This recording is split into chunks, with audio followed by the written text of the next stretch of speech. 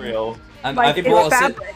We are now audible. I brought us into the Just Yay. Yapping channel, so the music is still audible, but so are we. Hi, everybody. Yeah. Hi, everyone. Hi, Yes. friends. We're discussing God. Hat's new hat that is clearly not a wig. Thank It is you. a hat. It is a very, very so hat voluptuous and lovely hat. Thank you. Sub-Valley is With a Finally. peacock hat. That's the next I will one. be right back, Um, however, because I need food. That's goal number 2. Trying to think of. I believe that. There's Basic. a minute and a half left on this ad break. As soon as it's over, I will swap over to actual gameplay. Yeah, that stream hit a record of 15 unique viewers. Holy shit! Whoa!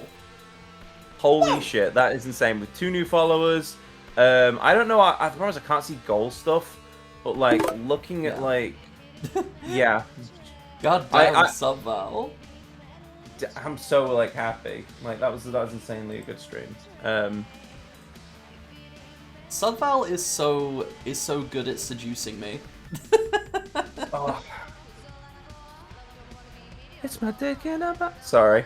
It's my dick in a box. I mean, that would get me. That would also get you. That would work on me. Yeah, it's alright. It's your birthday, so you know what it is. After the birthday tradition, 30 smacks on the ass, bend over, Remedy. Oh, okay. No, I'm not doing it daytimes. I meant to be quiet.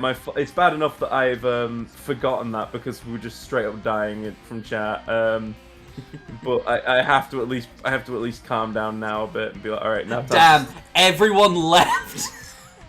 Wow. As soon as we said that, we went from 5 viewers to 1. It's just Sub-Val, I think. It says 6 on mine actually. Oh, it's gone back up to 6. 7. Holy shit! Alex is Yeah. here. Alex is here. No, now it says 1. Oh, Oof. this is What the ca- game. What can I say, Remedy? Play Yu-Gi-Oh! What can I say? Yeah, that's how you get the big numbers. That's how you get those big numbers. Play Yu-Gi-Oh! And suck at Yu-Gi-Oh! Those are the 2 things, like Ram. Like, Yeah. so... Damn, this music's pretty loud on the mix, it seems. Let me, Yeah, it's very, turn that down a little bit. bit jarring. I'll say it's a bit jarring. Holy shit. It's not very loud for me, but, you know. No. Fucking that but- cat was loudish. Yeah, Jesus Christ. I guess that's who you play as. I don't know. I think the cat's just here for ambience. Alright, checking that actually saved. I am going to dip. I've got a bunch of stuff to do and I also need sleep. Oh, okay. I will have to love you and leave you, but I hope you have had a fantastic birthday, Remedy. I will make sure to come back to hometown, unknown disclosed location, and we got to hang out and chill at some point because the last 2 times I've just been busy with family. Just realised I've still got the motion sickness dot on screen. Oh, what do you think, everybody? Are we going to need the motion sickness dot for this game? It looks like the cat's playing with the motion sickness. Might want to adjust the game. It's super loud on stream. That Is is, everything super loud, or is it just the game? Lily! Because I did just turn down all the volumes. Alright, I am going to love you and leave you. I'm going to dip. Yeah, have yourself a fantastic birthday. You take care. Bye-bye! Bye-bye. That's my birthday. Oh, the game is louder than us. Fucking hell. Yeah, it's wild that it's so loud. Let's turn it down a bit more on OBS. But yeah, so I bought all the DLC.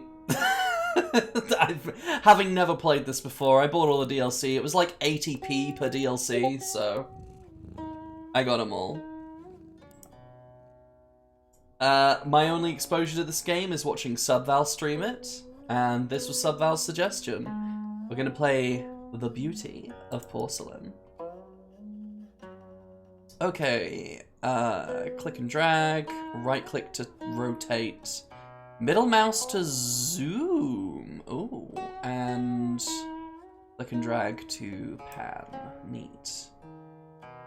Neat, neat, neat. Well, starting us off pretty easy. But things do get rather complex later.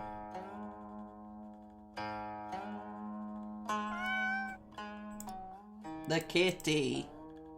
Needed someone else to suffer with me. Subval decided to punish me, everybody.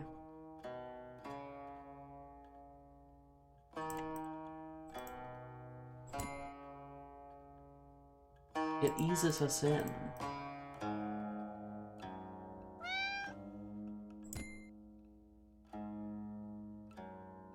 As much as I love this cat, it is already starting to piss me off.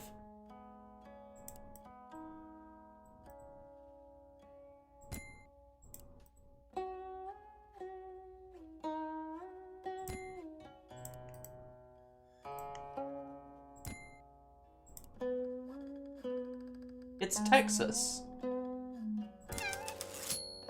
Huzzah! One! One! Jijong. Glazed, broad-rimmed cup of Guande kiln in the Ming Dynasty. I'm probably going to butcher pronunciations, but I will do my best. Oh! Oh, I saw you do this one! Okay. Okay, we're jumping into the deep end pretty quickly, actually. Ah. So this one's deceptive. Like, there's a lot of stuff that looks like it should be easy. And that it should be obvious where it goes, but it's a lie. It's a bold-faced lie. It's deception.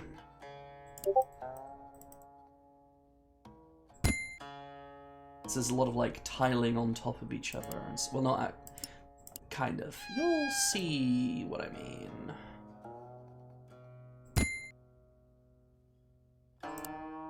Hey, Billy's doing something. This is the first bit where you're like, this doesn't line up anywhere. What's going on here? What's going on? One.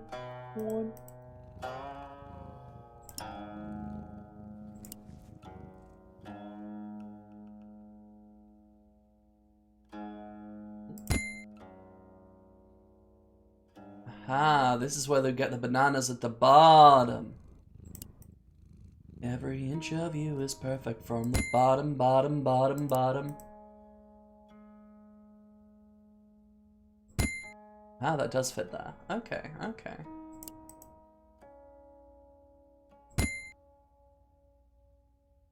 It has a teddy bear! Yes! Oh.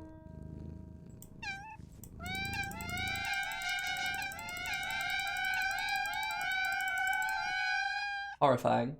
I love it.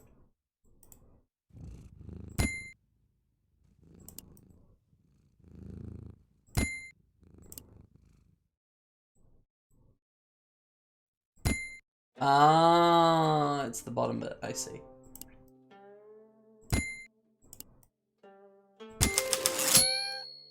Small cup with 5-color chrysanthemum patterns from the Xuanhua kiln of the Ming Dynasty. Oh, it's a cup. Here I thought these were bananas for some reason. Oh. Oh, you get to see what it looks like? Oh. That makes it easier. Oh, you're back! Hooray, Morris. I have leftover not quite cottage pie, which is how my roommate described it when he made it.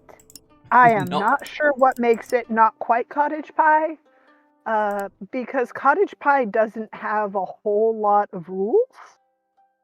And as far as I can tell, he didn't break any of the rules that it does have. Intriguing. So, maybe it's because he put Frank's Red Hot in it, so it's slightly spicy. I don't fucking know. But he says it's not quite cottage pie, but it's not shepherd's pie because it doesn't have any lamb or mutton in it. So I don't know how it isn't cottage pie. So, but I have some, and I'm gonna eat that for my late lunch. Yay. Whatever it is, that's what I have.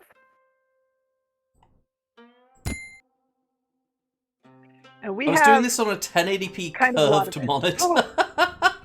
Oh my goodness. Jesus, Yeah. Subval. Yeah, Subval is living some kind of a life. Probably forgot the wash your sister sauce. the wash your sister sauce. Yeah. I suppose that's possible, but I know that we usually have that on hand, so Worcester sauce. I suppose that's a possibility. I do know we were close to out of it last time I checked, but also there have been at least 2 shopping trips since then. So, I don't know. I am unaware of exactly what the breakdown is here. I know that it has many delicious little mushrooms and also some carrots and some celery in the mix. So it has much good things in it, in addition to the potatoes and the protein source. You like me some Which, potatoes? if I boil them, recall, mash 'em, put them in a stew. yes, which if I recall correctly, used chicken this time. Which might also be a factor. I don't know. I don't think it matters that much. In the end, What it doesn't even non-sheep matter. meat? What non-sheep meat you put in your cottage pie? Or even if you use meat at all, I suppose you could use tofu instead. Yes.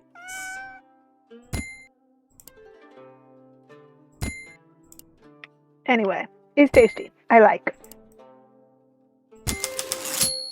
Carved porcelain tray from the imperial kiln of the Song dynasty. It's so pretty. Yes. It looks Someone like a saying goddamn you're so much faster shirt than me. collar. I must improve my skill. Yes, you must study the blade of the porcelain blade. Have you ever heard of Cactus Jack? No, I don't think so. Is that a beverage? Maybe next time Matt streams or so I a can hear guy? the TTS pronounce it. When Travis Scott came out with a McDonald's meal, oh god, I remember that happening. They tried making lore surrounding it with a character called Cactus Jack. People found it funny to go to McDonald's drive-thru and say Cactus Jack fucked my dog before fucking blasting sicko mode. Oh, those poor workers. Oh, on the other hand, maybe it brightened their day. Who knows? Oh. On sicko mode.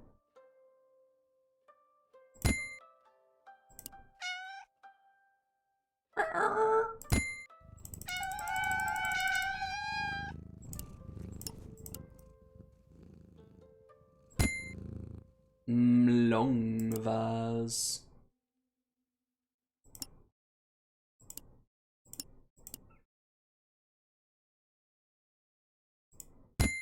Boss, you killed a child.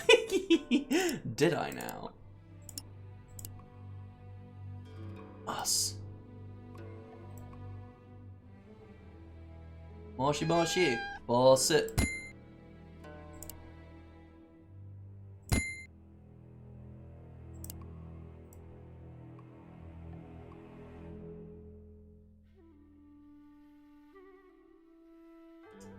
That's not it.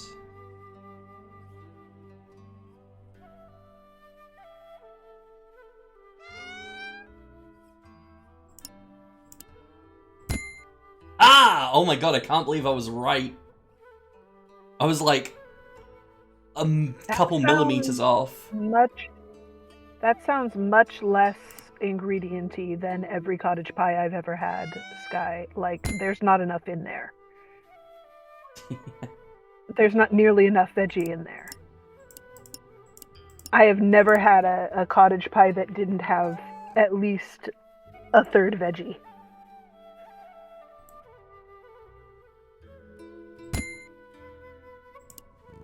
I am not counting the potato as the third veggie because that goes on the top. Mm-hmm.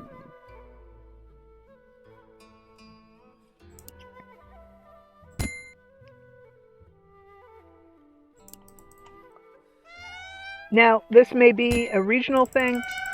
It may be just a case of differing recipes in differing households. But yeah, I am baffled by a 2 veggie cottage pie recipe even being a thing. Like, I know logically that this is perfectly possible and totally a thing. And that I may be the weird one here.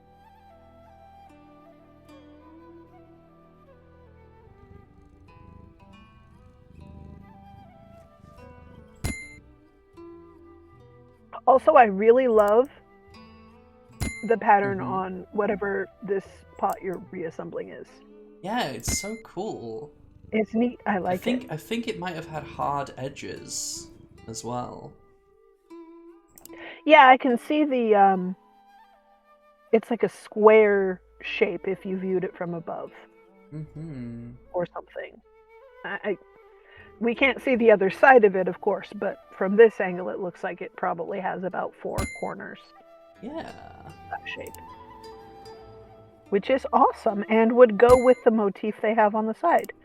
So I like it. It's very cohesive. Yes. The design is very human.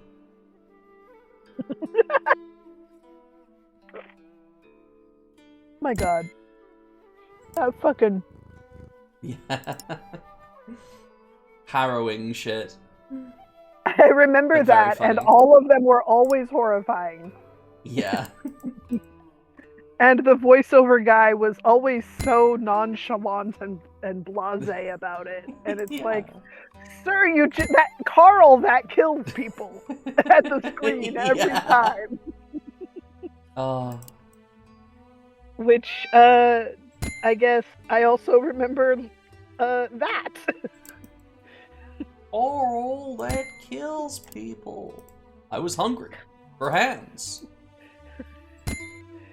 Fucking hell. Did you ever see the ending? Not And for then a the sound long effects? time. Okay. Okay. Not for many years, but I have seen it before. I'm just gonna... Yeah. Small Zhu Zhao Jia, a kind of ancient wine vessel from the Purple Ding Kiln of the Song Dynasty. I guess if we go Cool. back here, aha! Turn it down We have even learned. more.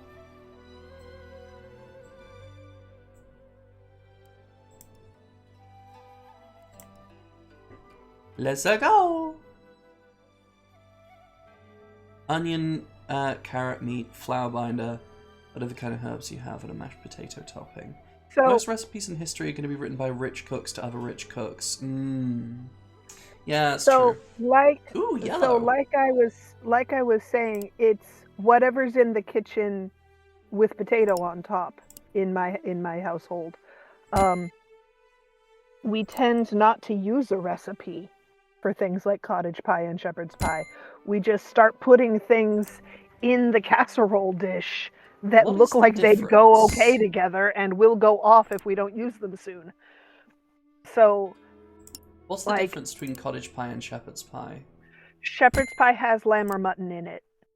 Cottage Oh. pie has literally any other protein. Okay. So, like, vegan shepherd's pies are always cottage pies. Yes.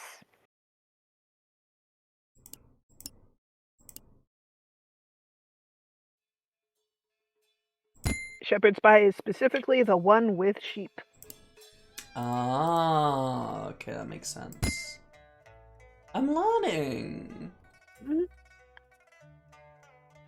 And like, it's nice. I like shepherd's pie because I like the whole sheep flavor profile. I enjoy things with sheep in them. It does taste a little bit like lanolin smells, but like, I like that. That's kind of my jam. Lanolin? Lanolin is the oil that sheep have in their wool. Oh, right. Like when you have a genuine wool. Oh, Like, yeah. coat, it Sky, I smells don't like sheep. I don't tend to get like actual shepherd's pie on a regular basis, or anything with sheep in it at all, for that matter. It is very much a special occasion meat in my experience. We don't have a lot of sheep here, and the sheep we do have tend to be people's hobby animals for the purposes of their wool. So we don't get a lot of just eaten sheep.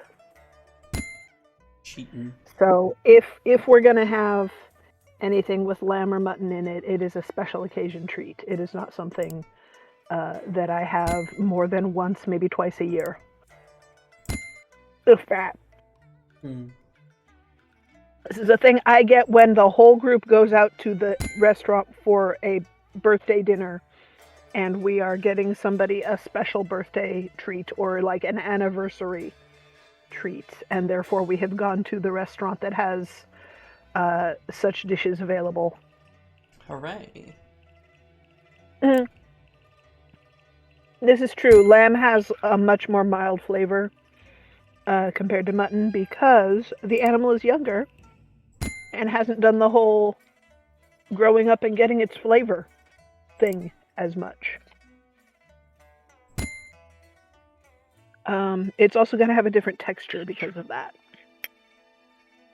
And then there is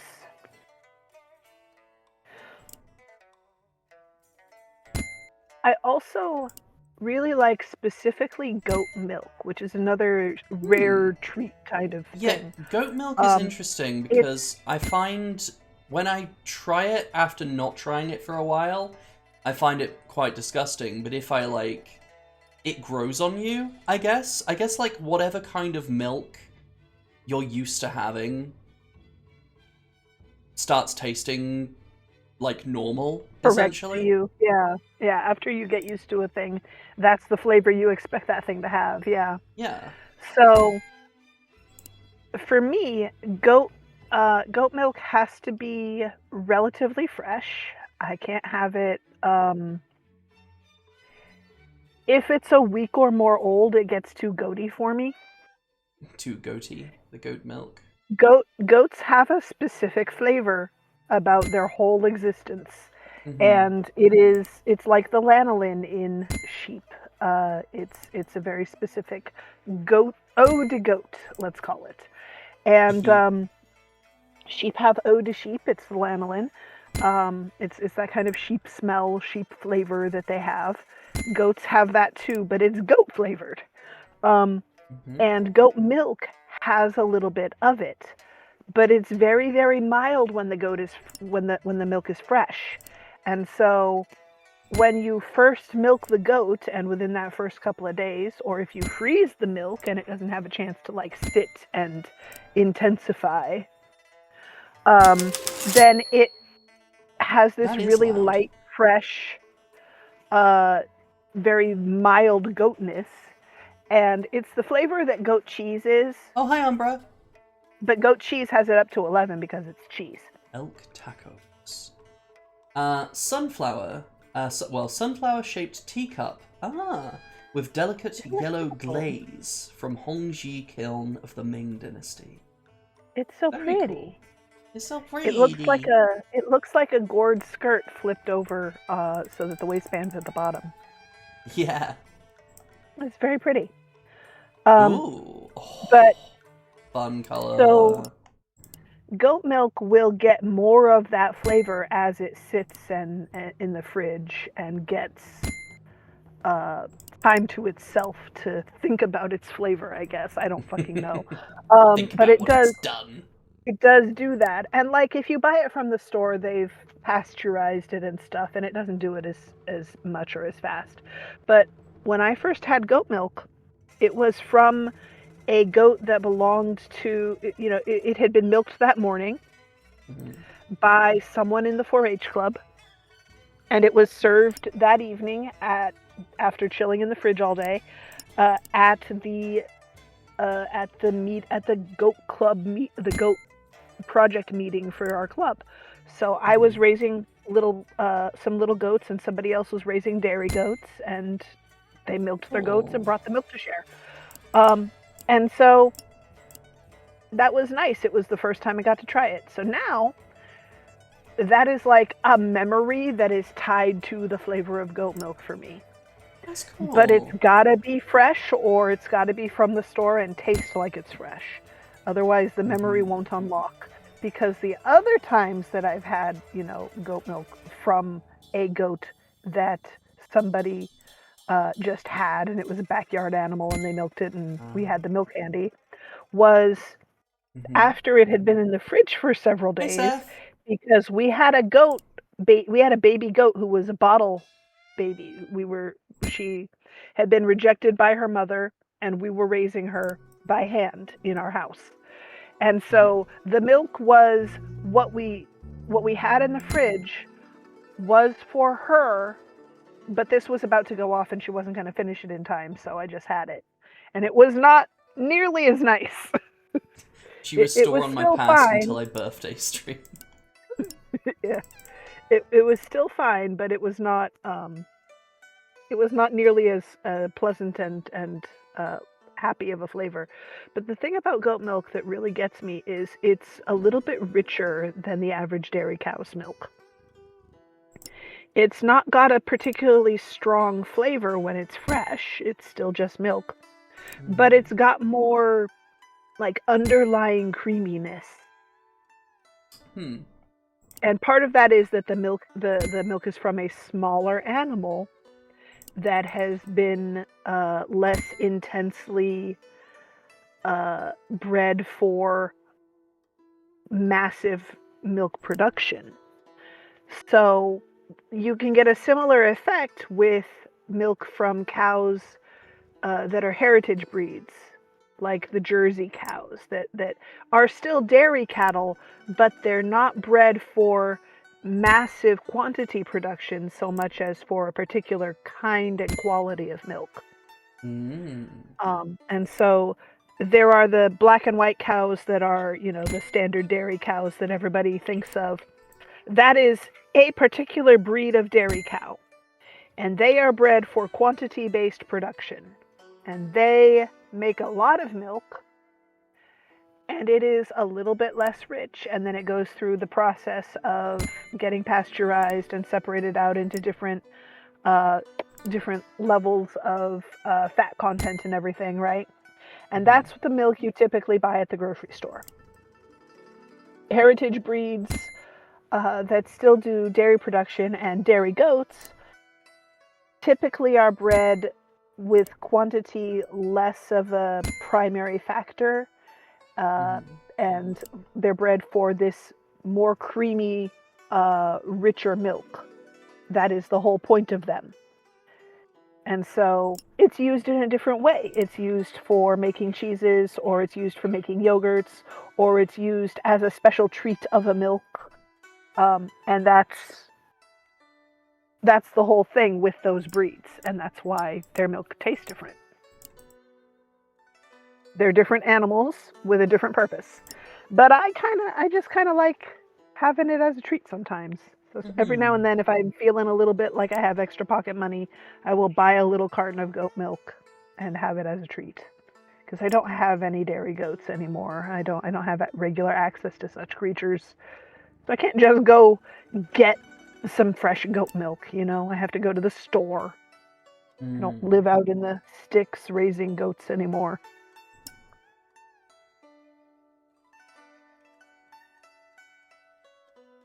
The same thing is these true are on top of each other. of chickens with their eggs. The eggs you buy at a store are going to taste different than the eggs from a backyard flock. Part of that is what they're eating. The life they're living is different. They're eating more random little bugs and snails and things that they find out in the yard. And part of it is just they're not bred for massive production of eggs. They're bred to be backyard birds, hanging out, scratching around in the grass and the weeds, looking cute. And so their eggs will usually be a little smaller. They will have a different flavor going on. They might even have a different like color and texture of the egg material itself. Now, this is of course after you cook it, but sometimes the yolk will be a different color. Like even when you're looking at eggs you buy from the store, sometimes the yolk will be more orange. Sometimes it'll be more of a sunny yellow color, right? Mm-hmm. You will see that a lot more dramatically in backyard birds because they just aren't subject to the same level of dietary control as the birds on farms that are like egg farms. This is the first They one I've aren't really fed struggled on. super specific things constantly, only this specific thing, you know? Mm-hmm. Oh, yeah, this one's tougher, huh? It's all those straight lines on the edges, I think. It's like, where is this Yeah. straight line? This is almost a straight line, but not quite. That's almost a straight line, but not quite. That's a straight line, but it's at the wrong angle. You know, this is And a like tougher little puzzle. I could click this to look at a picture and see the pattern. Yeah. But Also, like thank you for I letting don't me really want rant to. about livestock on your stream, I find it Remedy. I soothing. appreciate you letting me do this. I appreciate you doing it. Good. It works out. We are successfully symbiotic, Drift compatible, as Seth would say. as they say. Yeah. I Also, feel like happy I'm missing Existiversary. pieces. Hey, thank you.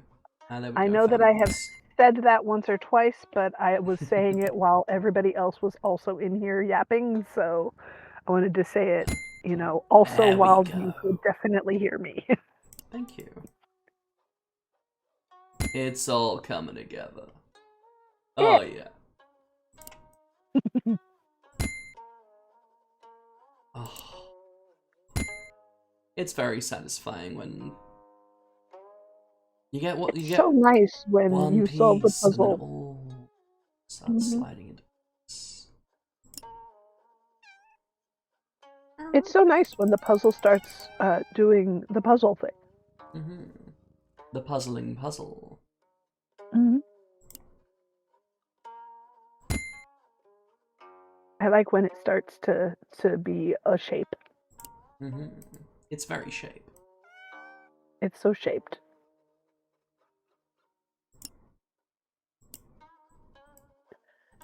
Hmm. It's so tricky. It's like these shapes are not quite wanting to shape.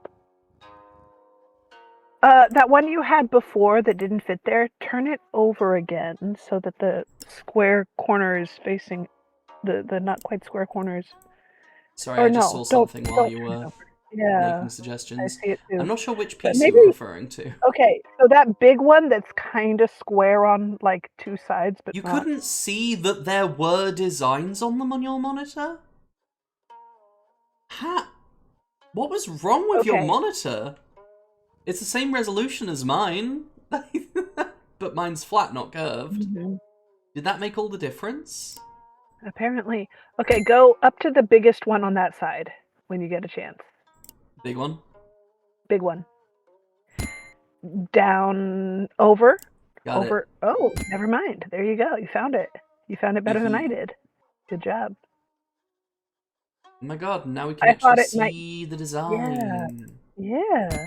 I thought it might fit into that other little corner there, but no, it did not. You found a spot for it, so awesome. Also, when they're picked up, they're slightly bigger to indicate that they're closer to the camera, and that screws me up. Yeah, that kind of.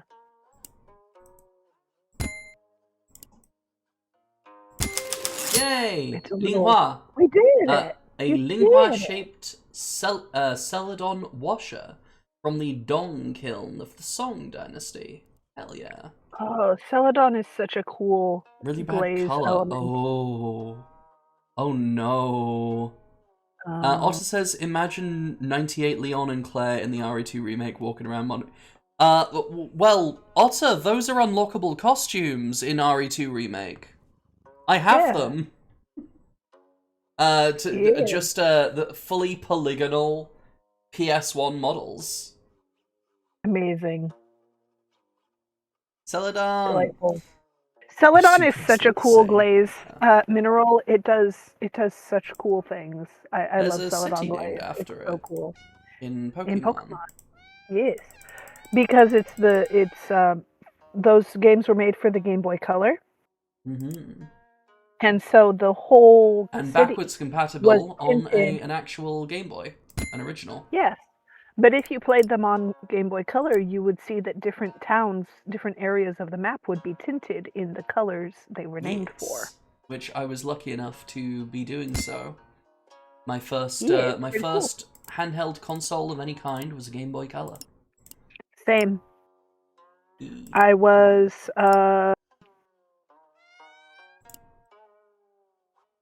in my early teens, I think, when I first acquired a Game Boy Color. They'd been out for a little while. I don't know how long.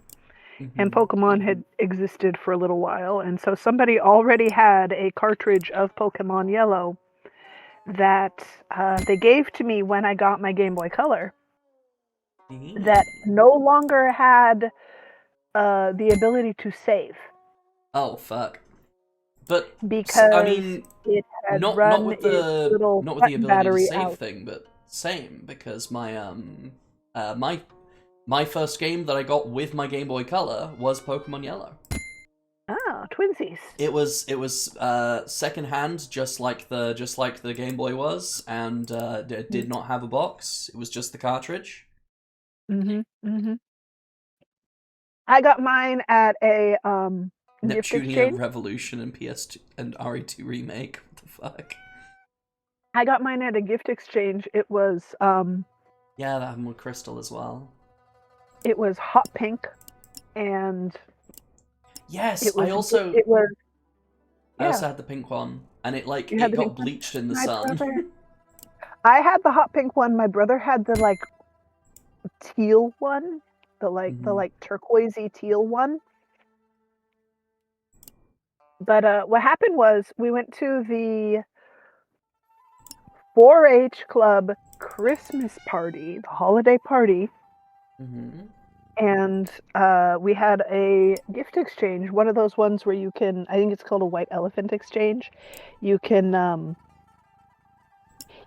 everybody brings a gift. It's like a gift potluck, but instead Mm. of just randomly giving out the gifts, somebody starts and they can take a gift, and then the next person can either take a new gift to open or steal the gift that the first person got, and so on and so forth. And each Oh, gift can only devious. be stolen so many times before it's dead in the water, and whoever has it keeps it. Mhm. And I ended up somehow, some way getting the Game Boy Color, and that was my first Game Boy. Yeah. But it did Pretty not cryptic. come with any games. They didn't package a game with it. But then afterwards, somebody came up to me and was like, "Hey, Have a you good got the sleep, Game Boy, right?" cryptic. And I was like, "Yeah, I don't know what game I'm gonna get for it." And they were like, "Here, try this one." And she handed me Pokemon Yellow that she had that she didn't need anymore because she had gotten, she'd beaten it and gotten a new copy of something else to play on hers. Mhm. And I suspect that her family may have been the ones who put the Game Boy in the pot, and that Mm. her plan had been all along to give away her Pokemon game once she found out her family was putting in a Game Boy in the pot. Like, oh, I have this game, I can give it to somebody who gets the Game Boy, because I don't need it because it doesn't save anymore. Ah, yes, foisting Which, it off you on a new know, generation. kids will do shit like that. But Yes. nonetheless, I got a taste for Pokemon. I didn't know why it Yee. couldn't save. I'd never had a Game Boy before. Yeah. But I got a taste for Pokemon and eventually bought my own copy that could save and played the game through. And my brother Bulbous got on top Pokemon line Blue. along right edge. My brother got Pokemon Blue to go with his blue Game Boy. And we used to trade back and forth.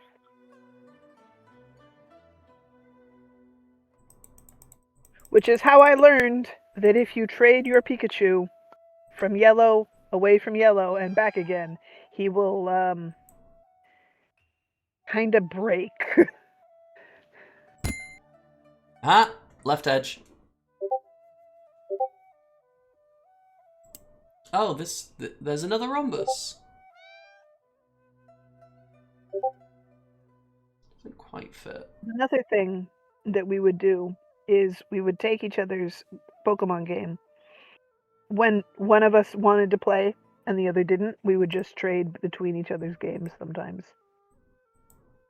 We could use... we'd like, hey, can I borrow your Game Boy for 5 minutes and trade some Pokemon around? So you could trade Pokemon back and forth. Yeah. And Pikachu was always in my party, so he was always available for trading. Except, it turns out, if you have Pokemon Yellow, sometimes you can break your Pikachu if you trade him away and trade him back. Yeah. Yes, you educated me on this when I was playing Yellow. Yeah. Which is a whole unfortunate situation. A sad sad tale. Because then you gotta start over This if you wanted piece is to be gone. fixed. Bring, bring, bring. Now, I don't know if it was because I did something else that also broke him, like it was a contributing factor to the glitch, but it wasn't the whole glitch, or what. But I broke my poor little Pikachu hard at one point. Mm-hmm.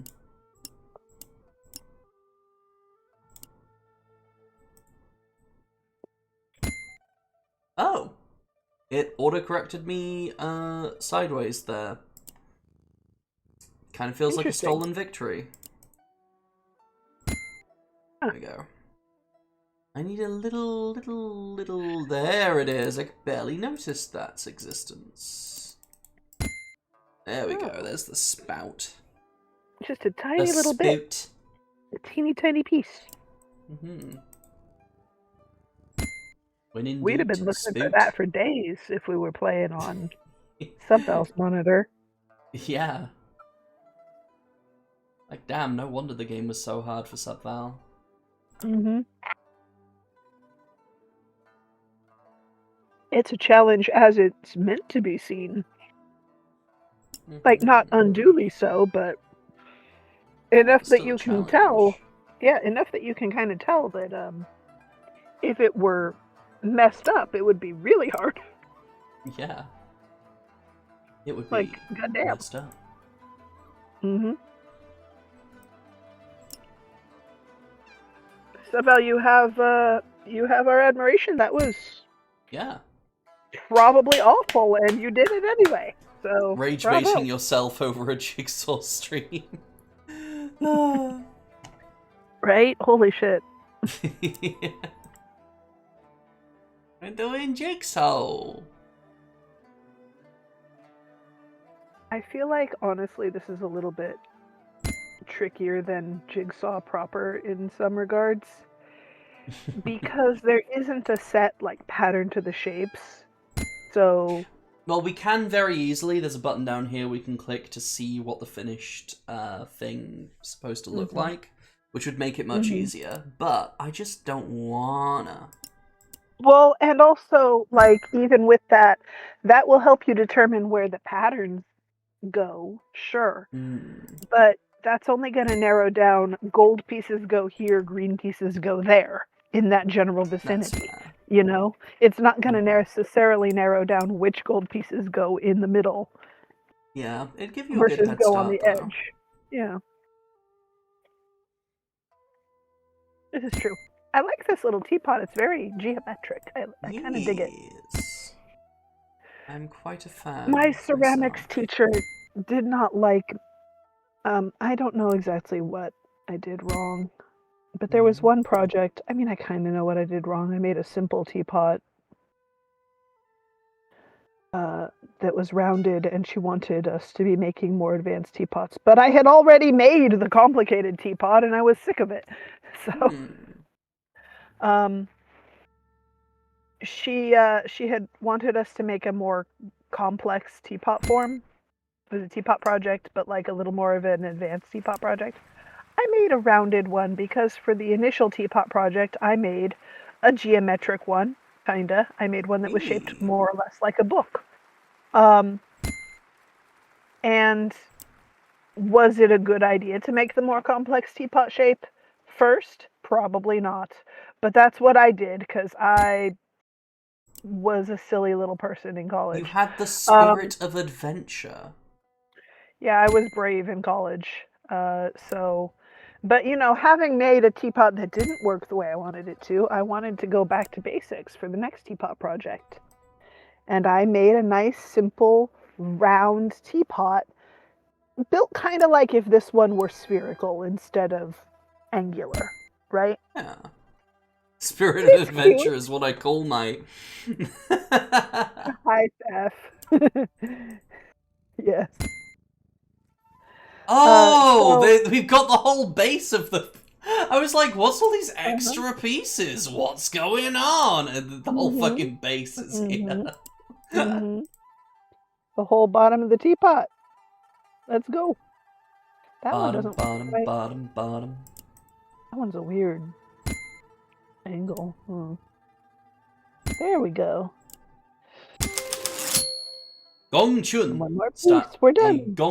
Gongchun style teapot with kiln transformation effect from Yijing Kiln of the Ming Dynasty. Kiln transformation effect. I wonder what that actually means. I am not fresh enough from ceramics classes to tell you, but I can look it up. Yeah, please do.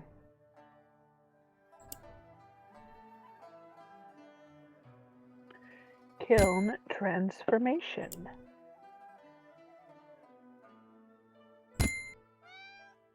Okay. Machine so translation. So kiln transformation is what happens when the glaze of the ceramic piece, usually the glaze, sometimes it involves the actual bisque, but I think it's usually the glaze, will change color and or texture unexpectedly when fired. So what's the thing? Mostly ceramicists know what to expect with their glaze, right? You kind of know that this glaze it's a Celadon glaze, so it's going to turn that beautiful yellowy green family of colors. Okay. Good right? night, Seth. Love you. Or this glaze is it's got copper in it, so it's either gonna turn it's probably gonna turn greenish. But I've actually had this happen. I put something with a copper-based glaze, like a glaze with a lot of copper for the colorant, in the kiln, and it turned aqua. It was the most beautiful translucent turquoise color. It was so fucking gorgeous. And it was completely unexpected. I expected the copper to turn the color that the other copper glazes we had turned, which was a greener, more minty color, right? I expected it to do that. But there was something else in the glaze recipe I was using, which did not call for copper as the colorant, but you could add kind of any colorant you wanted and it would do this translucent effect with that colorant in it. But there was something in there that reacted differently with the copper than the ingredients in the more opaque glazes that we were using just every day. This was the project where I had to make my own glaze, right? So this glaze that I made turned into like a glassy, almost cool blue. It was magnificent. Trifecta time. Yes. Oof. Trifecta. Maintain your meat mix, everybody. It's very important. I was wearing my lovely new boots today. Oh. They are... Yep, they were £30 from Sports Direct. Oh, damn. In the style of Doc Martens, as close as they can get away without copyright issues. Doc Martin inspired boots. Yes. They are not workplace safe. There is no toe caps or anything in there. They will probably fall apart real quick and need a lot of gluing back together. Yeah, I mean for 30 pounds, yeah, But- probably. But in the meantime, they're gonna look snazzy as hell. Yeah, that is the idea. Oh my goodness. But yeah, this glaze just turned this really unexpected color because I didn't. If I had been a more experienced ceramicist, I probably would have expected it to do that. But given that I had not worked with this glaze recipe before, I didn't know what it was going to do. Yeah. So it was really cool to see. And another thing that does that is when you're firing in certain kinds of kilns, sometimes you can get interesting effects. Gas kilns will have different effects on the glaze than electric kilns, for instance, and you can get different textures and colors out of those than you would out of an electric kiln, which is also different from what you'll get out of a wood fire kiln. Because now I'm on ceramics. Oh my god. And you're working with these teeny tiny pieces. The cat while just I gets a yammer. massive health bar. Oh no. You Oh put no, it's together an Gib ancient Bagul. blade. Oh no, it's Gib Bagul, the Dark Souls boss. It's Geeb Gab Deeb.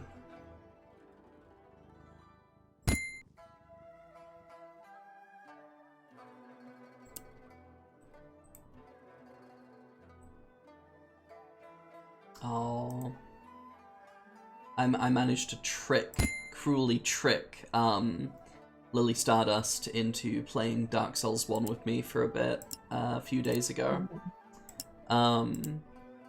She's been planning on streaming the game for a long time, but hasn't been getting around to it, and I was like, hey, do you want to just, like, go through the tutorial area, with me, so I can, like, give you a bit of a primer?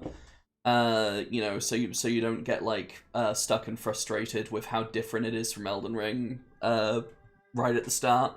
And anyway, we kept playing for longer than the tutorial area. Uh-oh. That happens sometimes. It was my evil plan all along, all according to Keikaku.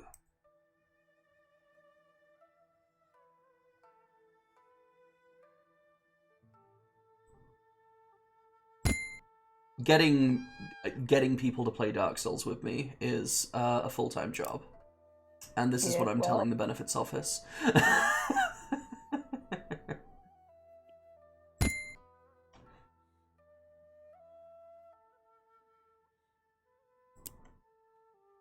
I am trying to find Gib Bagul. There he is.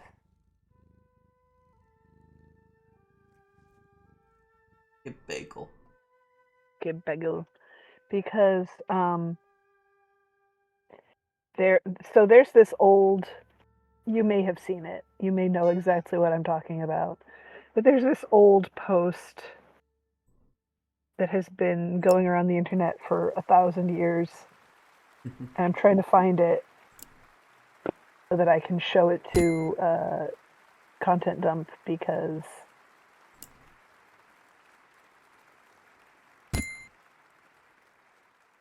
Give bagel.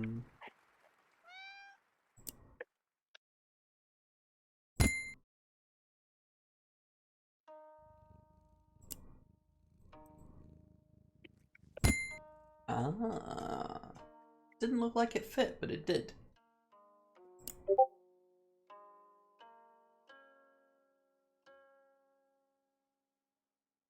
okay, I have posted Gib Bagul. Marvelous. You can look at your leisure. I'm looking it up on my phone. The Vivisection person is back. Oh Uh-oh. yeah, who was commissioning you? Oh, Gib bagel. Ah no. Excuse me, sir. I am trying to leave.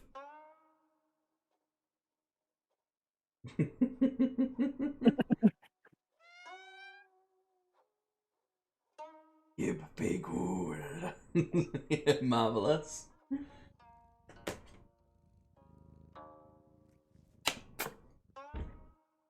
Do I even look at what they've sent me to proofread? That is a fantastic question that I cannot answer for you. You've got to look into your heart, Subval.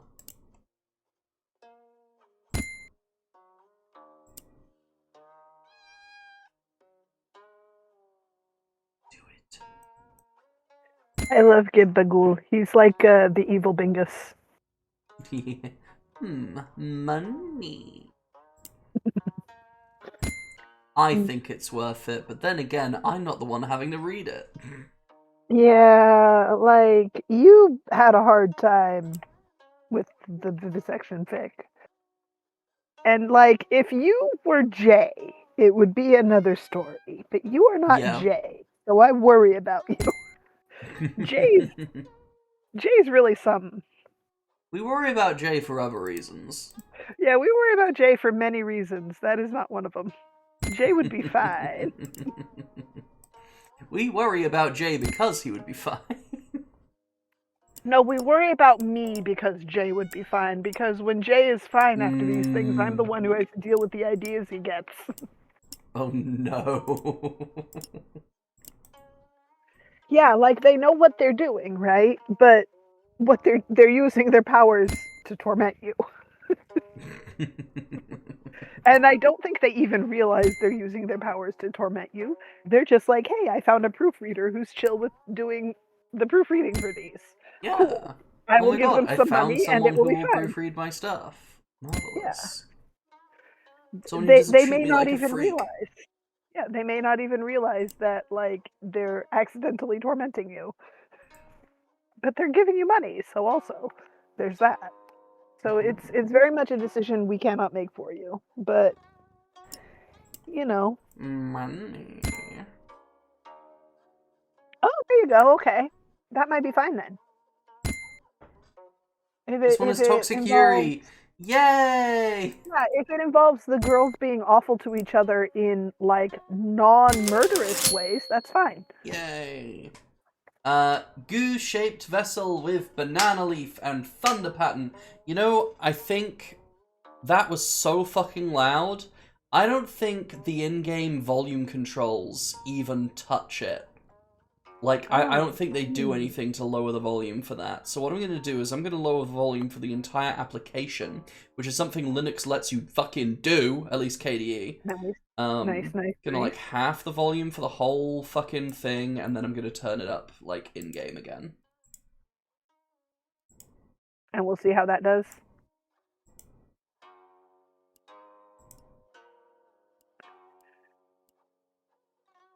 It is good to have the information that this game no vivisection on the warning labels. Oh, there it is. Oh no. Oh no. Oh no. Oh, there it is. Oh, that's a whole other thing. Kitty's on its back. That's not vivisection at all. That's, you know, just a snack. Ah, attempted cannibalism. Attempted. Attempted. That's the word you've got to comfort yourself with. Yeah, that's a different thing. That's just trying to have a snack. Yeah, a little snackcident. Listen, you're saying attempted cannibalism to the person who routinely makes sandwich fixin' jokes. I am not the person to be dissuaded by that phrase.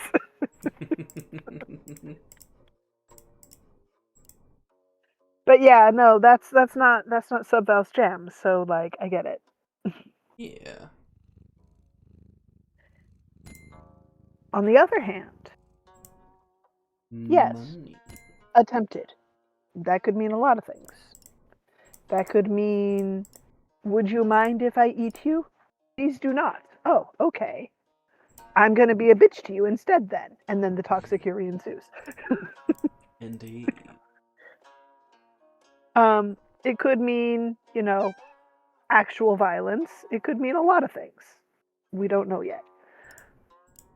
Which is the problem because we do know that this author has accidentally tormented you before.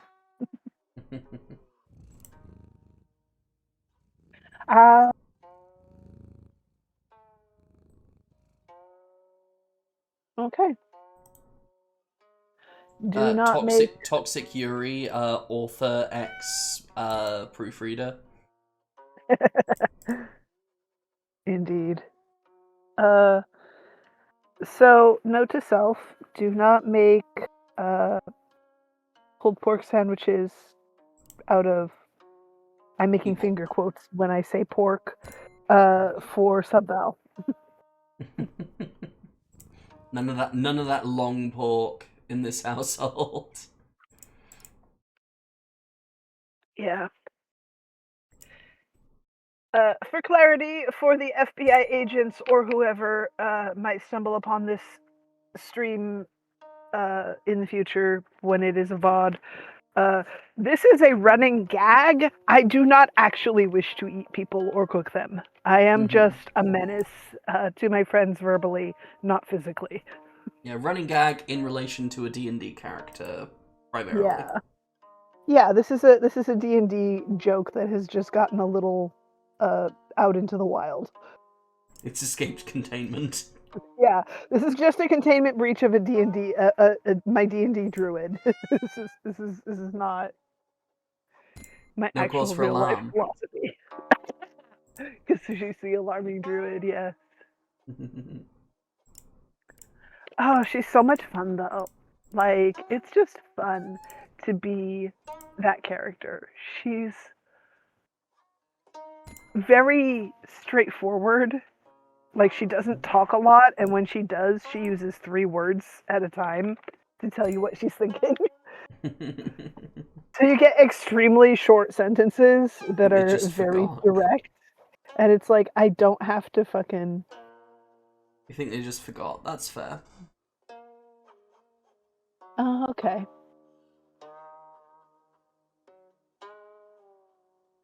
Fair enough.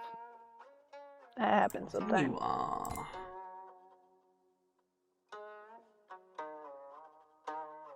Ooh, that last one and the first one on that list are actually the ones that would get me. Like, Oof. I have been lightly stalked, and I have been severely emotionally manipulated and emotionally abused in the past, and so those are the ones that I would not be chill with. So yeah, different things bother different people, even in fiction. Indeedy do. But you're right that those are mostly just things that exist in stories and are relatively tame therein for the most part.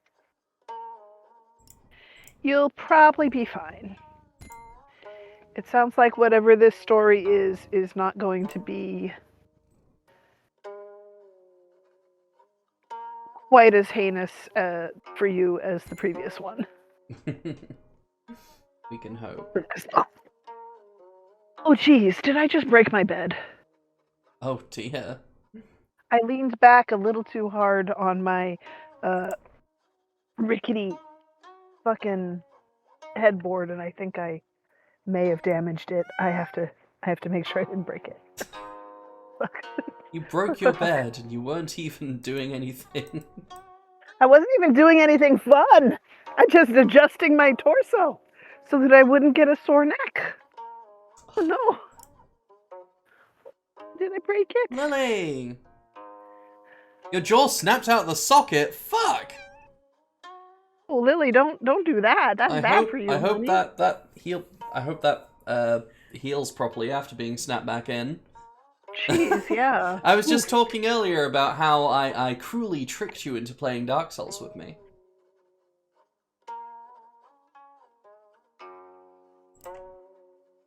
Okay. I don't think I broke my bed. I think I'm okay. Yay. I think everything's fine. And I just, I didn't break anything. I just jostled some things in such a way that they did not wish to be jostled at first, and so they like made a noise and startled me. Mm-hmm. But I think I'm okay. Okay. I hope.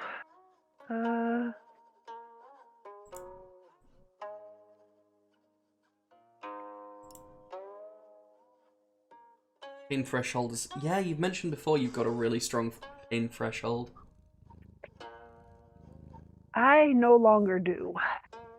I had a really strong pain threshold for a while when I was early in my transition. I was using an epilator for removing hair.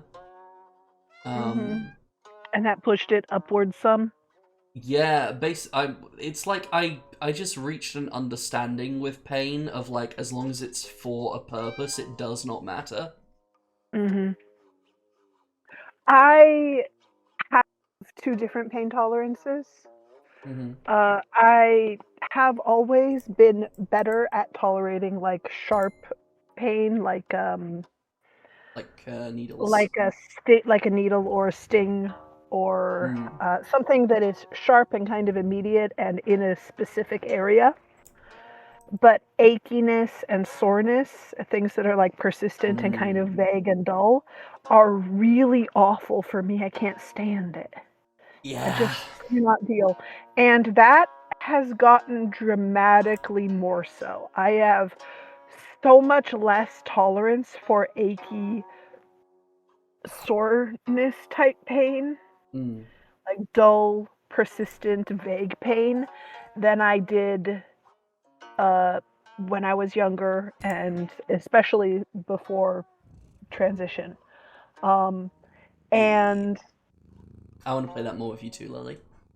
I still have a pretty good sharp pain tolerance, but it's not as good as it was. But like it's still the better tolerance, and it is still significantly less reduced than the achy pain tolerance, which is basically non-existent now. I get sore and I am a weak little baby man now. I'm like, oh no, muscle soreness, I am now pathetic. I don't want to move. So, yeah. There you have it. Turns out... it's like that kind of pain just feels kind of insulting when it's happening. It's like... Yeah. This isn't even benefiting me in any way. Fuck off. Yeah, but like, you know when it started to go away? You know when I started to get less tolerant of it, even before transition? Yeah. Was when I was pretty good at tolerating pain in general until about my early mid-20s. Yeah. Well, the PCOS kicked into high gear when I was 26.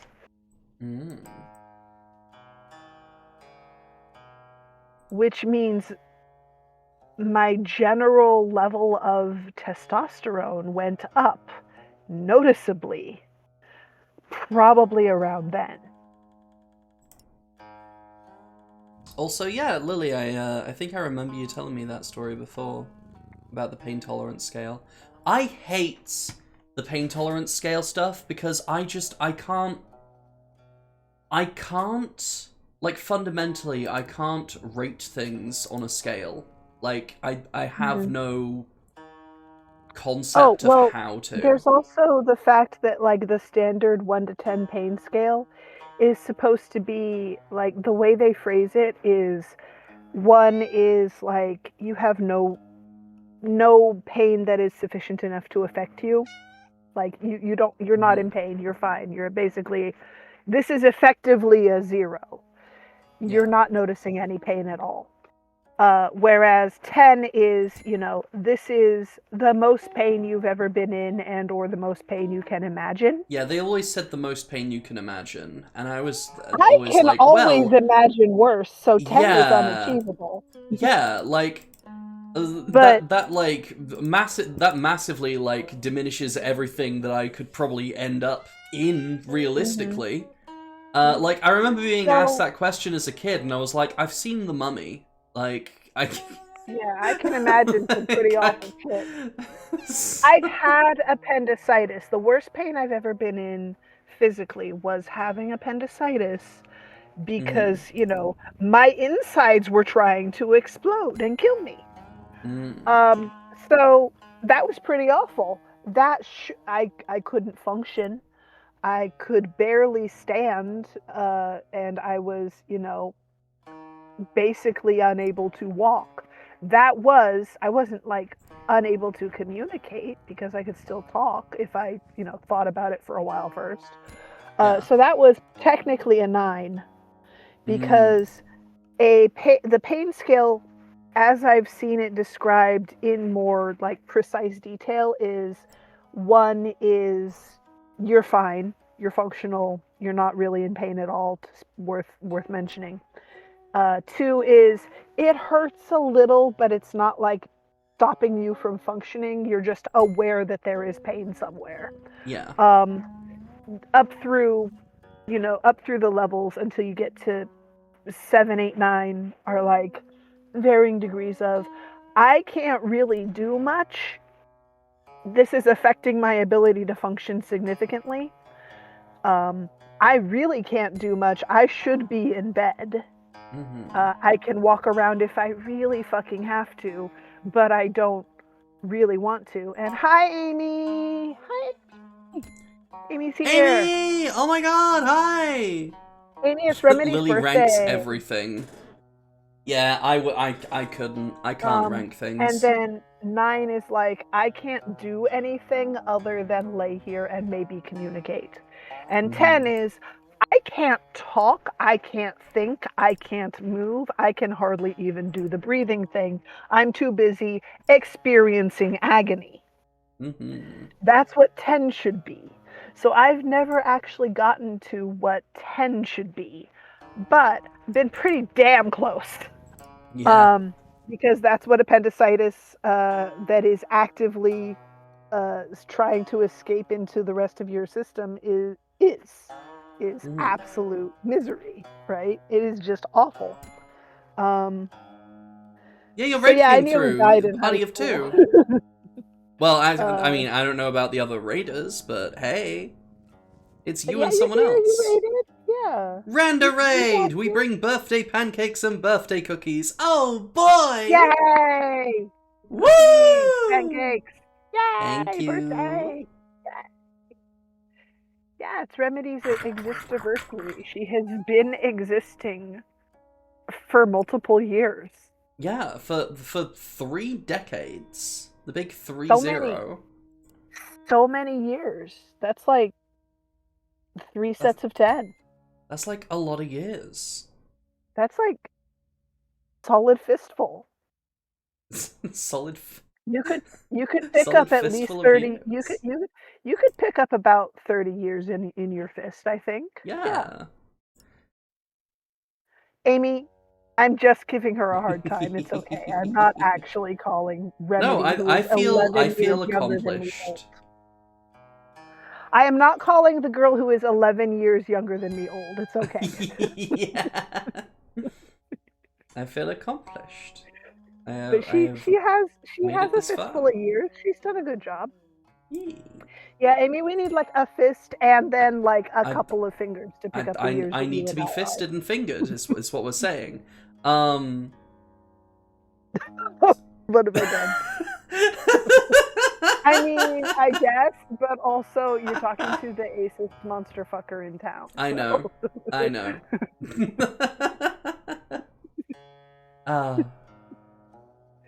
Sorry, you just kept saying fist over and over again. I'm sorry. Was like, my brain was elsewhere. I need to make this context. a sex joke, but I'm waiting for the right combination of words. I wasn't thinking about it in that context, but I'm glad I could help. Oh, I know you weren't. We're not playing Peak right now, so. That's a good point.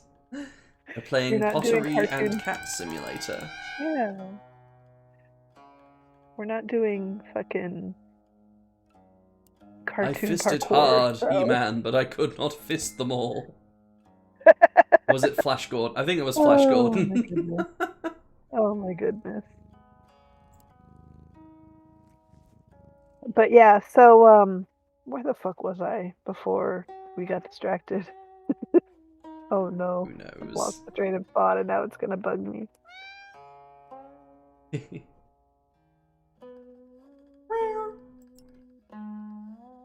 Think PewDiePie ever bro-fisted a person? There's not a lot that I would put past that guy. He seems Yeah. odd. Yeah. You know, I know very little about was Mr. I Pie, was in my because- teens when he had his big his multiple big controversies, because most people most people only know about him saying the N-word on a bridge while playing like Call of Duty or something on a bridge. They're like, oh, the bridge incident. He did a lot more and worse than that. I never But, was aware of what the hell the controversies were. I just knew Yeah. there were some. But like I didn't care because he didn't seem that interesting to watch to me, so I never became Yeah, he a just fan wasn't in part of the your first place. life. He was a Yeah, I huge was part just of kind of huge part of aware my of him teenage years. peripherally. Yeah. But anyway, me being a dumb teenager, I stuck, I stuck firm with that. There was a lot of buzz around it that made it seem like, he didn't know where to draw the line with the edgy humor that was the thing at the time on the internet, and And like anyway, none of us did, so yeah. but, yeah. So anyway, it was like, move past a bull, for me at the time anyway, as a teen who didn't know dick about the world.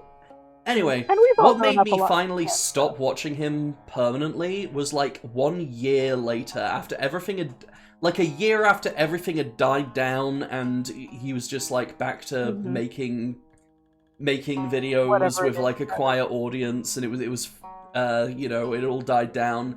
He made a video where he brought it up himself and ranted about how it's because you just can't make jokes these days.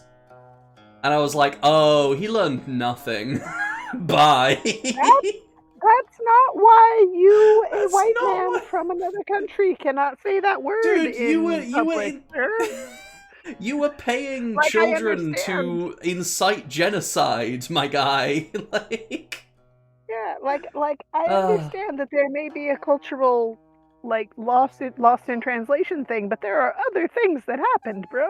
yeah. Maybe don't do some buddy, of these things you I thought do. you'd learned from the experience and you were growing. No, he didn't. He didn't People learn just and grow. Remedy, if I had half of a percent of the audacity of some of these straight cis white guys on out there like doing stuff, I would be unstoppable. Mm-hmm. Can you imagine if you or I had that much nerve? Yeah. They'd never catch us. We'd be fucking miles away by now. I don't know. We'd be miles ahead of the game if we had that much nerve. Never see us coming. Oh my goodness. You'll see that my mind is. This little jar is really cute. I like the textures Yes. that they've used. They really are. That's very like, cute. They're very. They give the impression of these old beautiful glazes that people were doing back in when these pots would have been made. It's just gorgeous.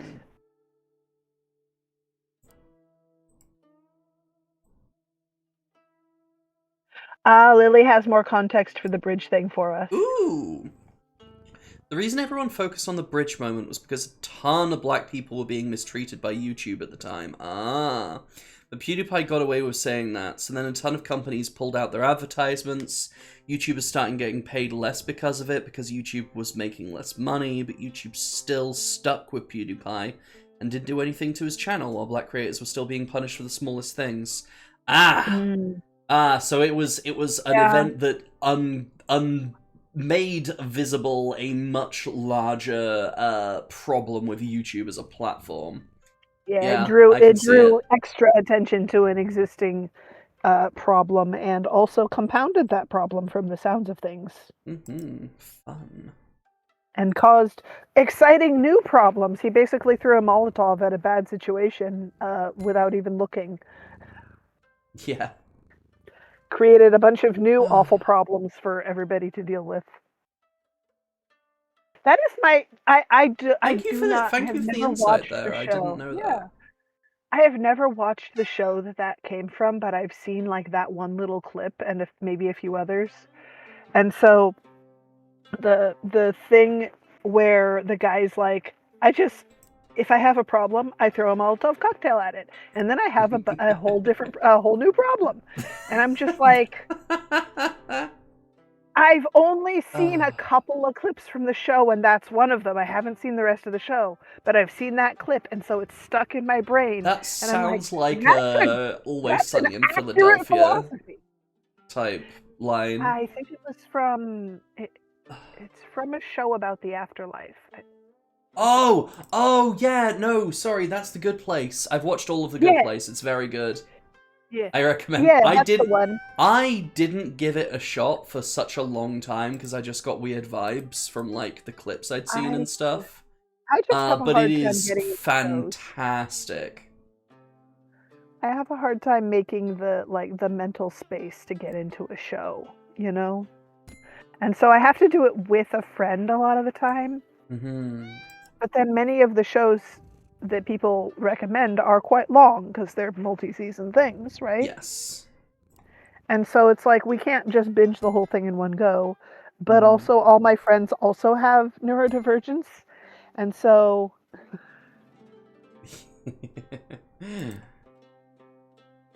Yeah. yeah. Oh man, really that's yeah, he straight up fucking threw a Molotov at a All problem YouTubers got paid he less. wasn't even looking at The and caused adpocalypse. I everybody remember the word, the adpocalypse. Yeah. Yeah, goddamn. Shit. Fucking hell. So that's comparable to the fucking the He Jake literally Paul, Logan Molotov'd Paul, a I bunch can't of remember other which people one, who- Suicide Forest thing. Of like one bad thing that one guy does that just fucks up so much for so many other people. So many people get fucked over when one dude does something stupid. And it doesn't have to be like a YouTuber. It can be anybody doing something stupid that forces a new rule into place because they can't have people doing this stupid thing, or it changes a ecosystem, financial or otherwise, because somebody's done something stupid and now people are very aware of a bad thing that can happen, or you know, all these people ruin things for other people sometimes. So crazy It YouTube is. didn't even take it down. The Paul dude had to take it down himself. Yeah, that's fucked. But yeah, sometimes people just fucking.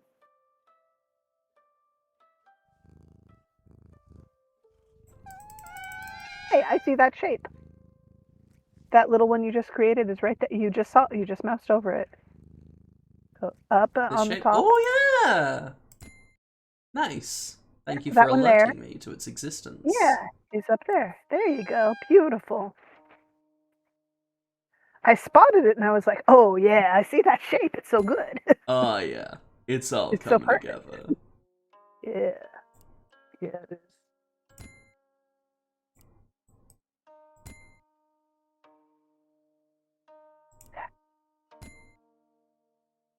Yeah, there'd be some wild things that happen on the internet, and like I don't even know what it is. Like I am not up to date on whatever this other event is either.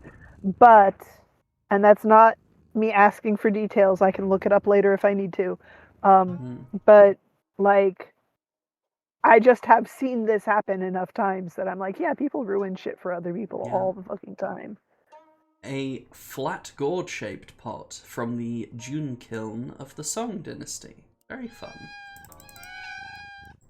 But based on the words that Remedy was saying when she was describing vaguely the incident, I can imagine that it would be one of those objectively worse things. Yeah.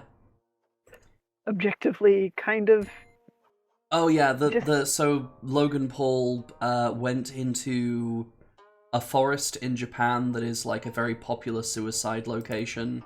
Yeah, I know the one. I can't ever remember the name of it off the top of my head, but I know the one. And he filmed a dead body and then uploaded the video to YouTube with the guy like blurred out. Oh, jeez. This wasn't even the main feature of the video though. It was like him going around Japan being as obnoxious as humanly possible and like throwing Pokeballs at random people, just trying to ride Vespers and shit to work or whatever. Already has so many rules for what people who aren't from there can and cannot do and where you can and cannot go, because tourists are already very obnoxious. Yeah, why would you be the most obnoxious tourist you could on purpose? Why would you do that? Yeah, why would you do that? These people already are wary of you. I believe it introduced a lot more restrictions on what foreigners could and couldn't do when visiting Japan. Yeah, it's an island culture. They have they have a limited amount of space and a lot of people already, and historically that has led to them having some very strict cultural rules. And you go there from a place where there's a lot more space. Oh, the body wasn't even blurred originally? Oh my god. Oh my god. Yeah, oh, that's awful. No, you can't do that's somebody's loved one. Yes, they clearly were going through it to end up in that place, but that was somebody's loved one. You can't That's a person who that was also fucking somebody. existed and whose life went wrong enough that they fucking did that, and they felt the need to go do that, so clearly they have suffered enough. Leave them alone. Don't fucking they do not deserve to become content. They went to a place that you go to do that because it's hard to find people. Yeah, it's specifically out of the way. It's the when you feel like you just need to disappear, and not cause trouble for anyone. I'd imagine. Yeah. Dear Rookie, old. I don't know what you're talking about. Bad shit. Yeah. But that's awful. Oh my god. Thank you for the old wishes. I do vaguely remember hearing about that now that I know a little bit more of what incident we're discussing. So yeah. But yeah, no, when I was in that place mentally, fortunately I survived. But Same. when I was mentally in a similar location in my life. Oh, thank you. Yes, that is the name of the place. But yeah, when I was going through that myself, one of my main concerns was, how do I do this in a way that does not cause a big mess to clean up for my loved ones? How do I be as little of an inconvenience as possible with this? Which is a hell of a place to be mentally. Looking back on that, I'm like, there was no way to not be an inconvenience because my absence would have been a hell of a problem. But, in the moment, that wasn't where I was. You don't think about that when you're thinking about that. You don't see yourself that way when you're Let's at that talk point about in what flavor of soup you'd be, says Subval. Let's do that. We're abandoning the current topic. What flavor of soup Yes, would I what be? flavor soup? Ooh. And after that, perhaps what kind of rock or mineral would you be after we finish with soup? But what kind of soup would you be, Remedy Star? I Ooh. think you would be. Chicken soup, but with like big chunks of chicken. Ooh, I was gonna say you'd probably be Creamy. some sort of chicken soup because you're a Remedy. So you have to be a chicken soup, right? Oh yeah, good point. Maybe chicken with like a little bit of ginger in there and like the really good noodles. That'd be good. Chicken noodle soup. That'd be a good soup.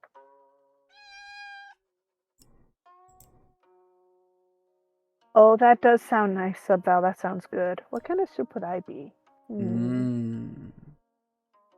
Into soup.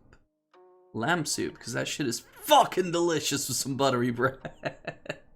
This is fair. This is very fair. What kind of soup would I be? This is hard.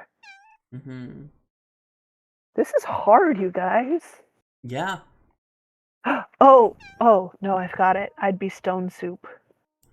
Stone soup. Stone soup. Just throw things in the pot, see what sticks. Now, what kind of rocks would you be? What kind of rock or mineral? Subval, what kind of stone are you? Rock. Or mineral or metal? What kind? They're minerals, Marie. You could be a crystal, you could be a metal, you could be, something that comes out of the ground. What are you?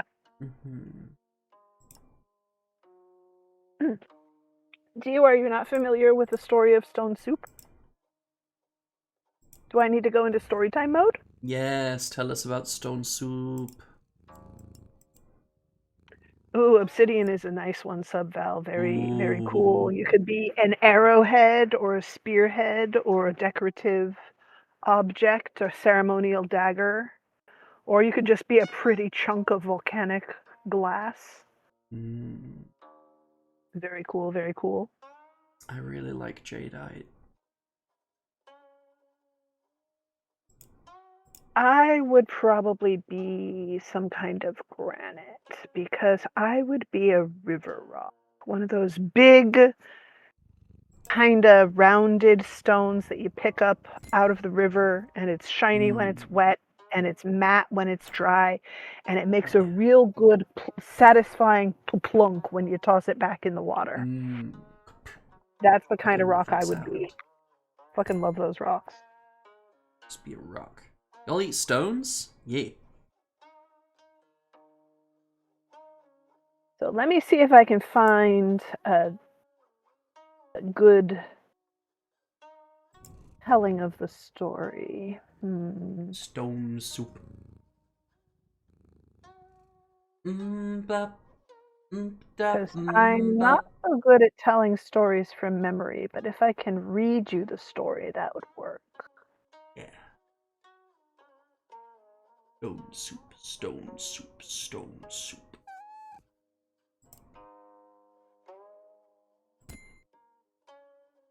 This is a good story. It's one of those like restoring your faith in humanity type stories. Yeah, Stone Soup is a good story. So it's a folk tale kind of thing, so there are lots of retellings.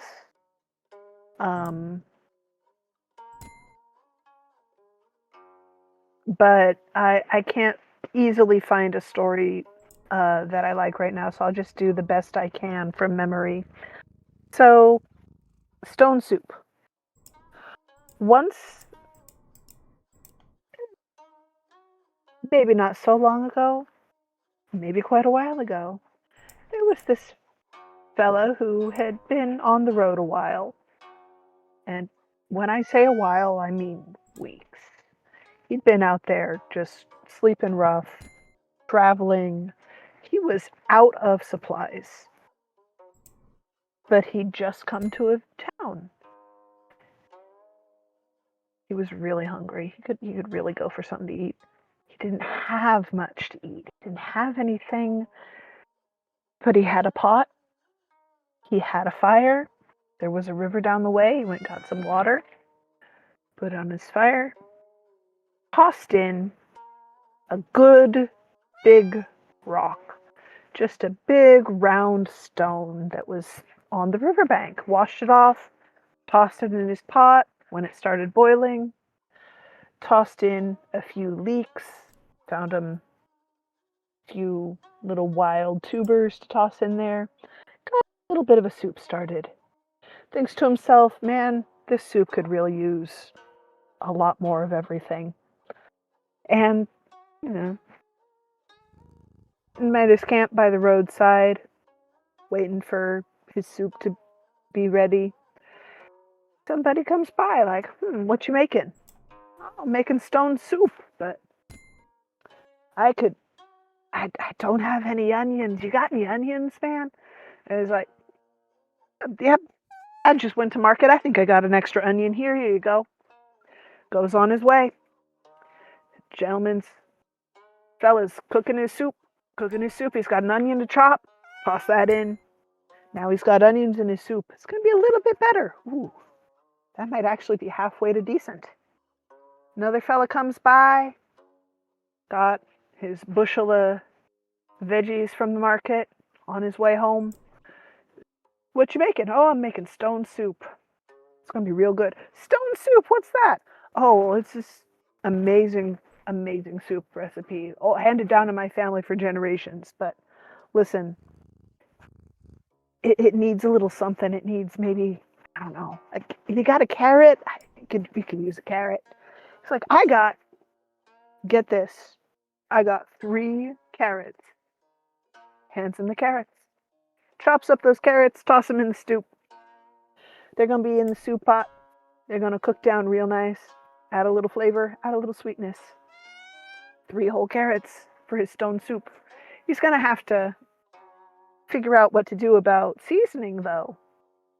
And maybe a little protein. Right now it's all veggies and a big rock. Later, Auntie comes along, bit of an older woman. She got a big old tote bag on her shoulder and carrying her groceries home too. It's like, what you cooking, young man? Oh, well, I'm making stone soup. It's my grandma's recipe. Good stuff, but it needs something, you know? It needs something. I can't quite say what. You take a taste, tell me what you think it needs. She takes a taste. That needs some salt. A little salt out, put a little salt in it. And maybe she dig in her bag, takes out a couple pieces of chicken. Put those in the pot. Now he's got onion, carrot, a little salt, some wild potatoes, some other things in there, and chicken. Got a little bit of protein in there. Somebody else comes along later. They got some herbs. Somebody comes along later. They got just a little bit of pork. They can toss that in the pot. Somebody comes along later. He's a hunter. He's got some rabbits. He's got more rabbits than he needs. You can have one. It's going to be a beautiful soup, this stone soup. Just gorgeous. Eventually, it smells so good, people start coming out of their homes. They start coming out of their homes. What smells so good? What smells so good? Well, it's my stone soup. It's a family recipe. Why don't you all helped out. Why don't you come have a bowl? Whole town gets a bowl of stone soup, and that man ate so good, and the whole town ate so good that night. Everybody remembers stone soup. Yeah. Everybody loves stone soup. Stone soup, that's the way to go. Now, this is a very bad retelling of stone soup. I've done my best, but I am not good at storytelling. I try, but I am not a practiced storyteller. Not a practiced stone soupologist. Yeah, but I always liked the story of stone soup. I always thought it was kind of neat, and the idea of stone soup is more what it's about. There are many variations on the story, but the concept is you don't have a lot on your own. Yep. You talk to the people around you, and everybody pitches in, and you can make something with whatever everybody's got. You can make something real good with a community coming together. And you can feed everybody from that pot. Mm-hmm. And so that's what Stone Soup's about. Now, furthermore, Lily, you still around? Because you have not told us what kind of rock you'd be. Or mineral. I want to know what kind of rock Lily would be. And I think I missed...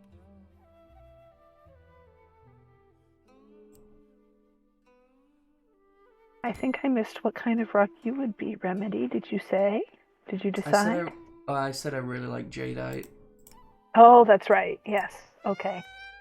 Jadeite is a good rock. That is a good option.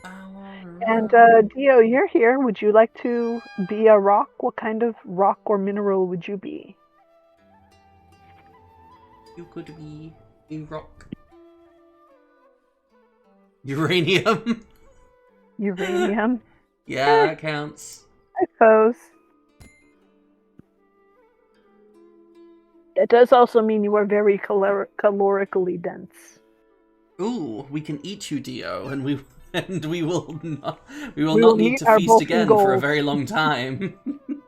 We will meet our bulking goals for sure. Yes, we will also die, but that's immaterial. Yeah, that's neither here nor there. That's fine. Yeah, that doesn't matter in the grand scheme of the gains. Indeed.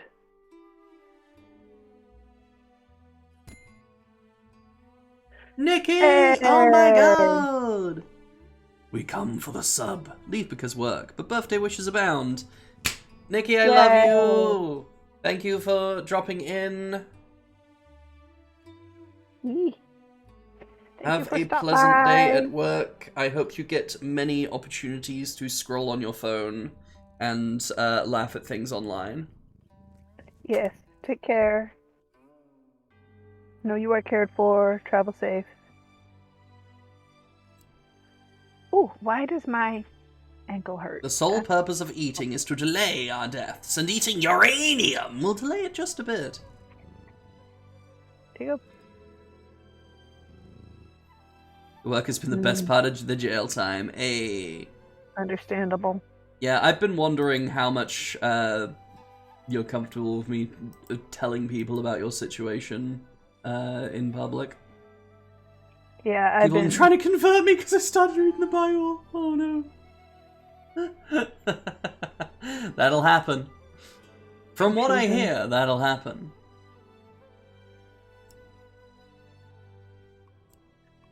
Listen, sometimes you gotta read what's around. The parents didn't hear holiday, they heard orders. Yeah.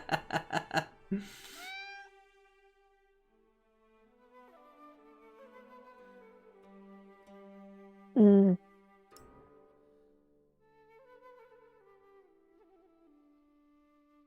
In the latter half of a drug rehab program, but it's basically jail. Okay.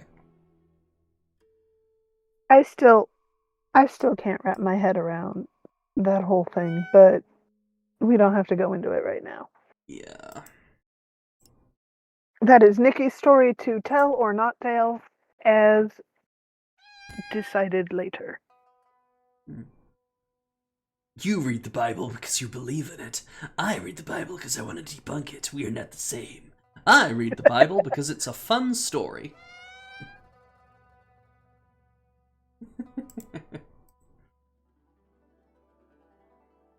My dad's adoptionist Christian.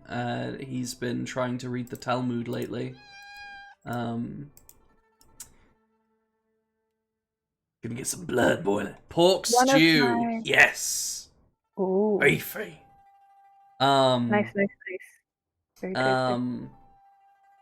But yeah, so an adoptionist, that is a version of Christianity where you believe that Jesus was not born divine, but he was chosen for divinity by God. Like, he was adopted into godhood. Intriguing. Yes. I've not heard of this. It is Yes, this one it before. has its own word because it is not part of accepted Christian canon. But Yeah, that sounds yeah. like one of those things that's like a little off to the left of standard issue, which many denominations start out that way and then kind of grow in popularity.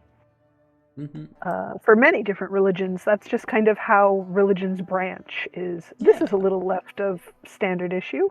You are doing a different thing. Yes, we are doing a slightly different thing because we're right. Okay, go away. Yes, we shall. Would it be considered chosen if he was and we chosen shall take all our inside the womb? Yes, that would still count. Deadass, Old Testament God is a pissy bitch. He gets mad that people are complaining that he took them from familiarity to a new place that has shitty food. Yeah. Yeah, the general accepted the general trajectory I seem to get from like Old Testament Christian deity to New Testament Christian deity is fatherhood super mellowed the guy out. Yeah.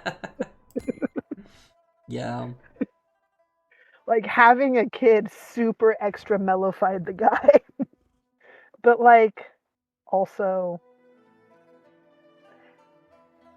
it's a bunch of different people who wrote a bunch of stories down because they had stories to record, and then those stories got compiled in one place, you know? It's specifically at the Council of Nicaea. And it's very much a case of if this is important to your faith, then it is important to your faith in one of several different ways. And if it's not important to your faith, then it's a pretty interesting collection of folklore. A lot has no plot development after Sodom. Like, dude gets raped by his daughters, and that's the last we hear about a lot. Yeah, it's the end of his story. Yeah. I mean, he was pretty elderly by that point, so it may have been like the last significant act he did before he kicked it. Yeah. And like, I've always felt that was a very suspicious account in that story. It's like, he had kids with his own daughters, but here's how here's how it went down.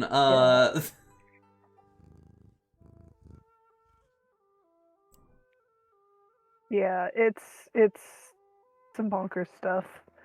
My favorite thing in like the Bible is easily just the concept of Adam. Yeah. Like just the concept of a prototype human. That's just neat to me.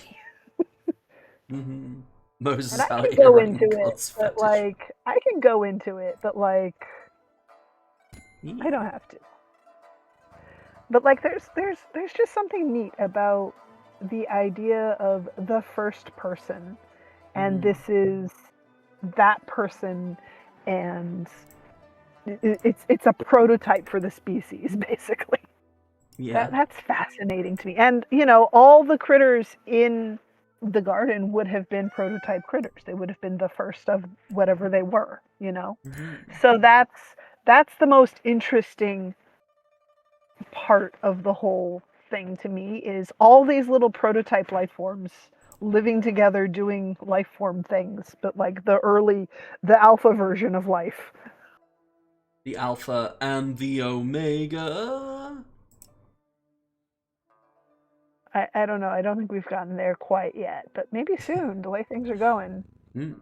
A question, would you be Knock on fine wood, if it so. turned out we're all in a simulation? I would be, and I'd also be curious on how the first human or what we are would look like and be like, yeah, I mean, this reality is as real as it's always been, whether it's a simulation or not.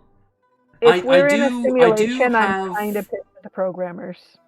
I do take issue when people take the idea of simulation theory and be like, oh, we're like players in a game, or like we're jacked in somewhere else. It's like that's not what that means typically. The idea behind simulation theory is that all life inside the simulation is part of the simulation. It's all simulated. Like there wouldn't really be like player characters versus NPCs.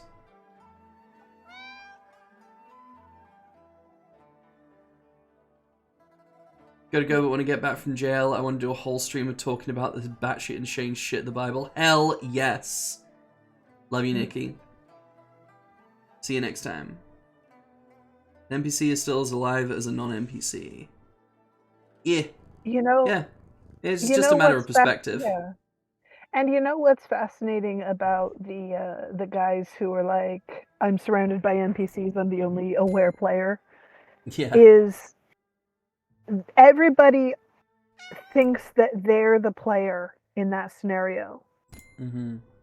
They all think they're the players. Who's Yeah. to say you're not the NPC, bro? Yeah. Who's And, to say you know, you're not it's like- surrounded by players? It's like there's a meme I really like about the trolley problem, where it's like a guy wakes up strapped to a train tracks next to someone else. He's like, where am I? Oh, you're in the trolley problem, dude. Wait, I thought I'd be the one pulling the lever. Nah, that's that guy, and it's like a really rich guy with loads of big bags of money. And his math is, you know, he's got to figure out which way to send the trolley to get him the most extra money. Hello, I like money. So, you know, your well-being, not a factor.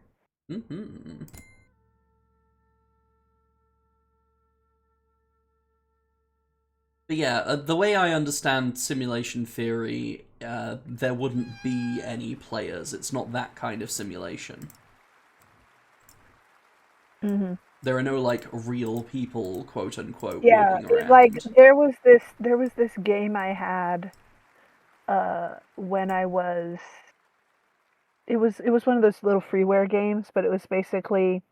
It was an educational kind of freeware game where you could make a very simple ecosystem of fish and sharks, and your job was to balance it in such a way that the fish and sharks populations would both be able to survive for as long as possible.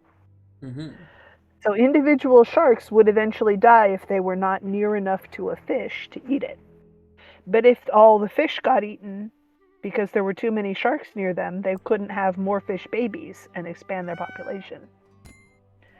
So if you start with a few sharks and several fish, but you had to get the number more or less right, and the ratio of them, then you could have stable populations that would fluctuate a little bit, but would last for hours. If you got it wrong, you would have suddenly a whole bunch of fish and then no sharks because the sharks all starved to death, and then the fish would all die out because there'd be no more room. And so they couldn't. Ecosystems are fragile things. Yeah, or you'd have not enough fish to feed a booming shark population, and your sharks would all die. And then you'd have nothing. You'd have an empty ocean square. So, if we are a sim, we are a scaled-up version of that, probably. Yeah. There are no players. There is only, does this ecosystem work and for how long? Yeah, nature is a very delicate fucking balance. But if I were an NPC, I'd want to be one that gives quests, because that sounds fun. But like really stupid side quests, not anything that you need to advance the story.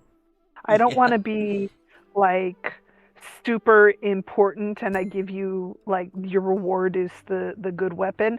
I want to be the dude in charge of the fishing game or some shit.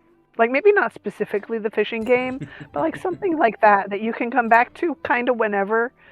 And it's not unhelpful, but it's not super helpful, and mostly it's just kind of fun to chill with. That's what I want to be if I were going to be an NPC in a game.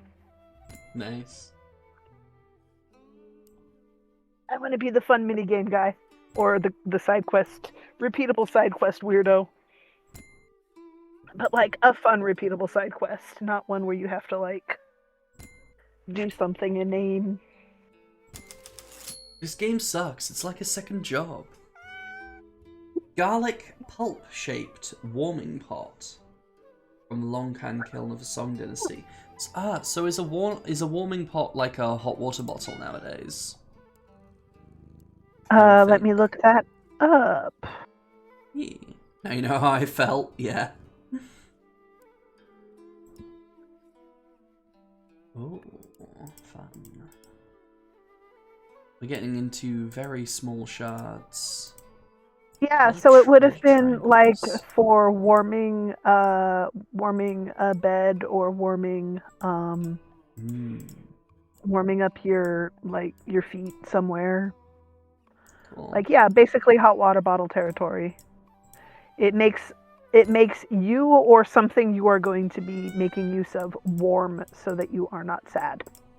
Nice. Oh, we have an ad break coming up in 3 minutes, and I kind of need the toilet, so I'll be taking advantage of that when it comes around. Yeah. This The is other a really kind of fun NPC game, actually. Yeah, it's really neat. I also like how the cat is doing different little napping positions in different puzzles. But Feet. God damn the it, other Dio. NPC I really like that maybe I wouldn't want to be, but is fascinating, is the NPC who you're not paying much attention to them. They're just kind of there. Maybe they're even kind of comic relief. Maybe they're just somebody who, like you, is going from town to town, but they're not adventuring. They're just a merchant or something. Or, there are many possibilities, right? This could be anyone. But for whatever reason, the player character becomes a thorn in this character's side. Right, You're like the cabbage ruining the merchant in economy, Avatar. the cabbage merchant, and it becomes such a problem for this NPC that they become the big bad. Oh, that'd be so fun. Just some random little guy that you've seen a million times, and then you finally get to the end of the story and you're ready for you've seen this guy a million times, but you've kind of gotten fond of him, right?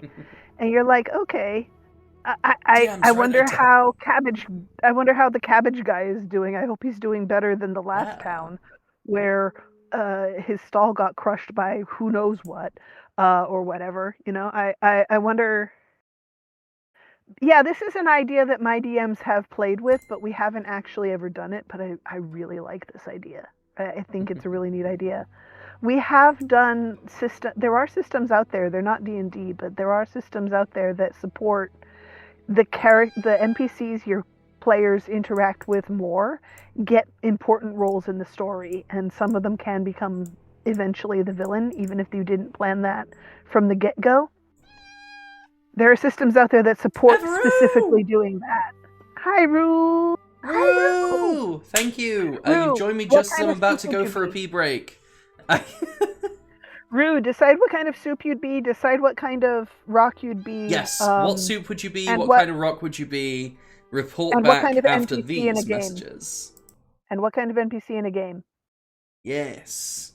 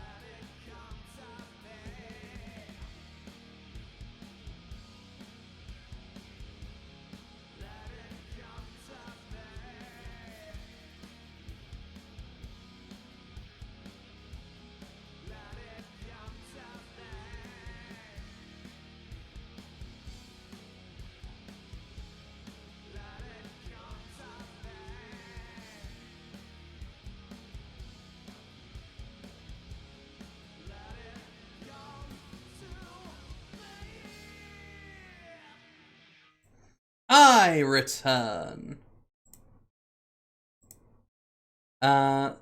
Those last two songs were both by my brother. The first one was about toxic relationships, and the second one was about a parasocial relationship with a porn star. Hi, Return. Aha! Ah, Effaroo has the deets, the scoop. Butternut squash soup, that is a good choice. And a smooth rock with neat patterns. And the NPC walks into a wall all day, but also holds a special quest that will give you the key to a government weapon that lets you become God.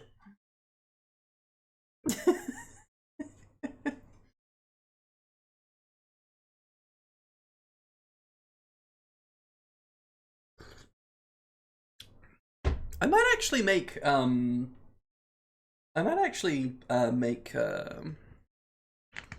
Lady on the Screen like my theme tune.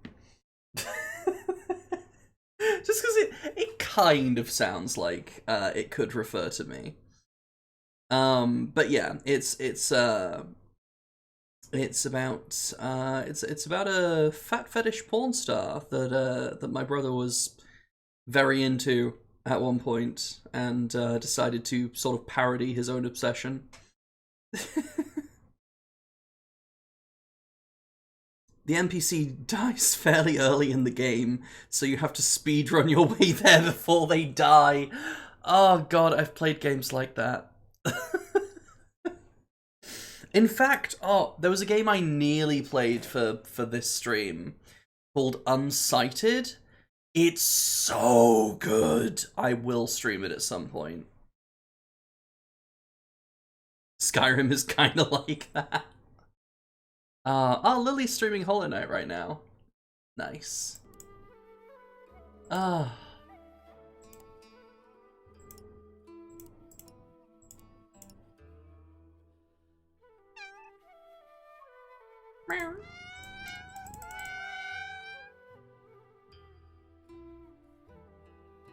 Let's live our lives and be obscene.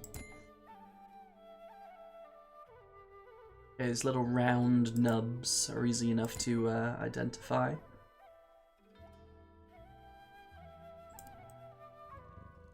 There we go. The feet. Frickin' love Hollow Knight. I started streaming Hollow Knight for the first time recently. That's another game I was considering playing, but Subval suggested this, and it was free. So I bought all of the DLC, and now I'm playing this. It's been fun though. It's been really chill. And also, it's the kind of game that you can have people yap over, and it won't like be distracting, essentially. So it's great for retaining Morris teeth.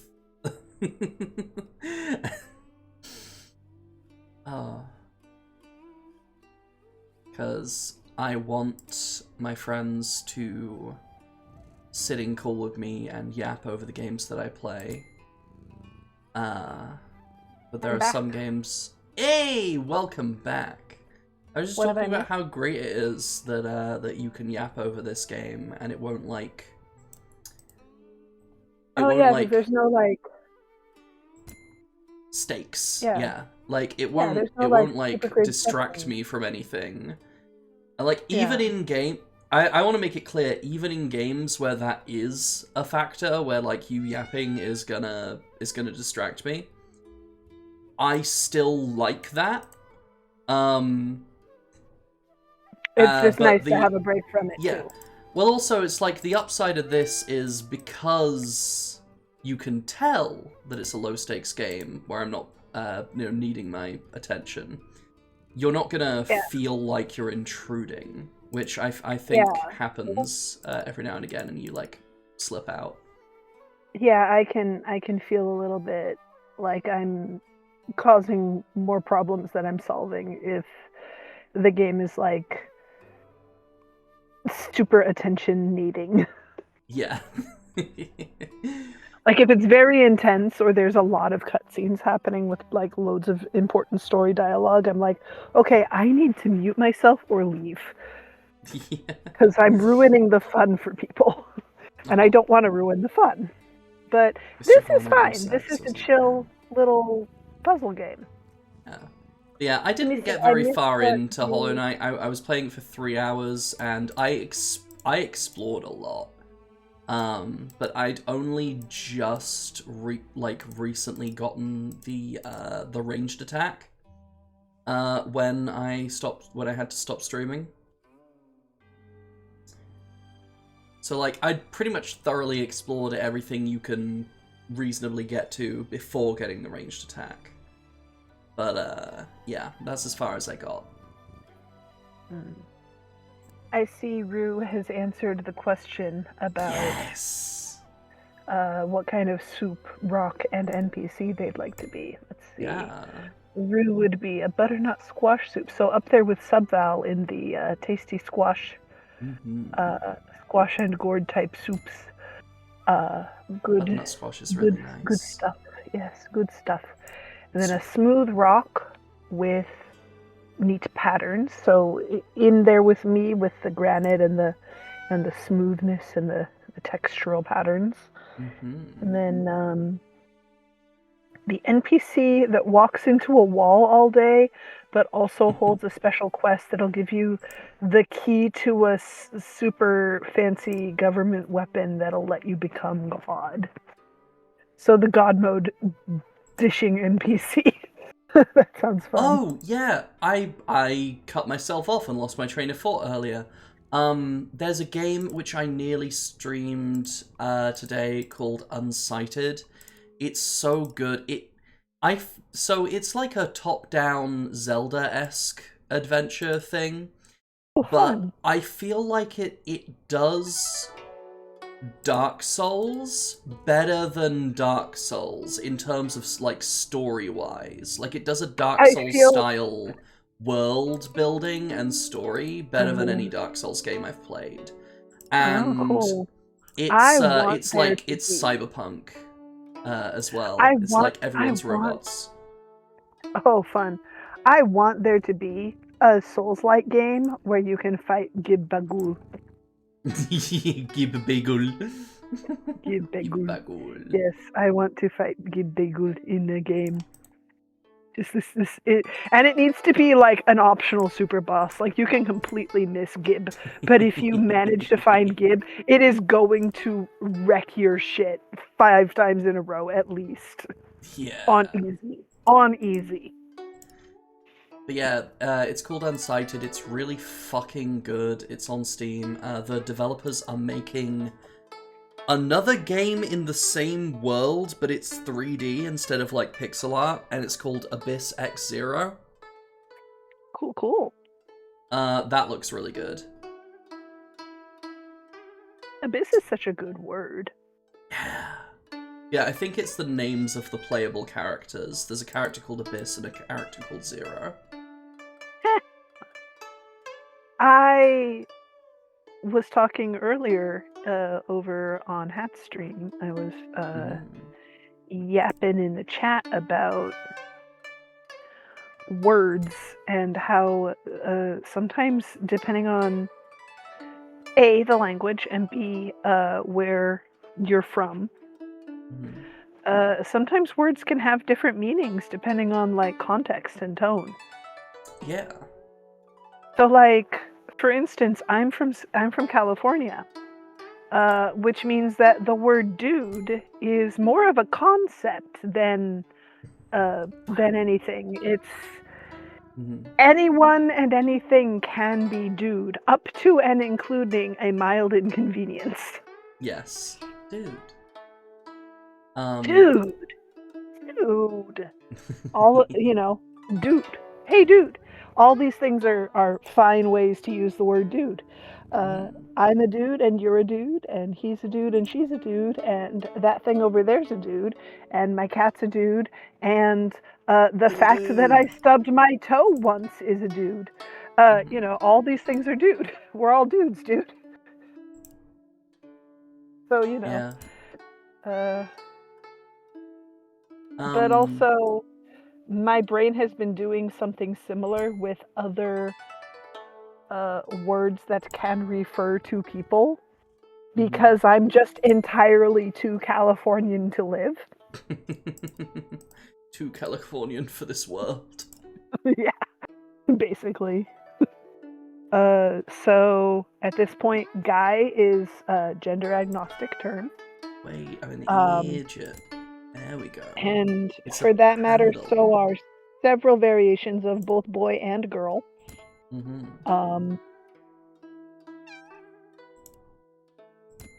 There we go. I'm getting Man it. has long been kind of like it's got flavors of gender, but it's very context specific. Man is only gendered if I'm referring to man third person. If man is second person, that's just anybody in front of me. Man second person, such as man's not hot. Yeah, or hey man, what's up? Or man, I don't know, dude. Shut the fuck up, man. Yeah. Yeah, there you go. Exactly. Or It's all in coming together. a similar way to dude, man can also be a non-human, non-entity concept. Like, oh man. Yep. So many tiny triangles. Fucking love language. Yeah, there are a lot of little triangle bits in this one. It is a tough one. Where's Subval when you need him? Because Subval's already beaten this game. That ain't it. I guess we just gotta grab triangles that look close to right and start spinning and flipping them. Yeah. And then put all the ones I've already tested away in the same area. So you know it's not that one right now, yeah. But later. We just pick an area, that's our triangle storage zone. And then all the triangles we've already tried go there. And then later we'll pick an area that'll be our new triangle storage zone.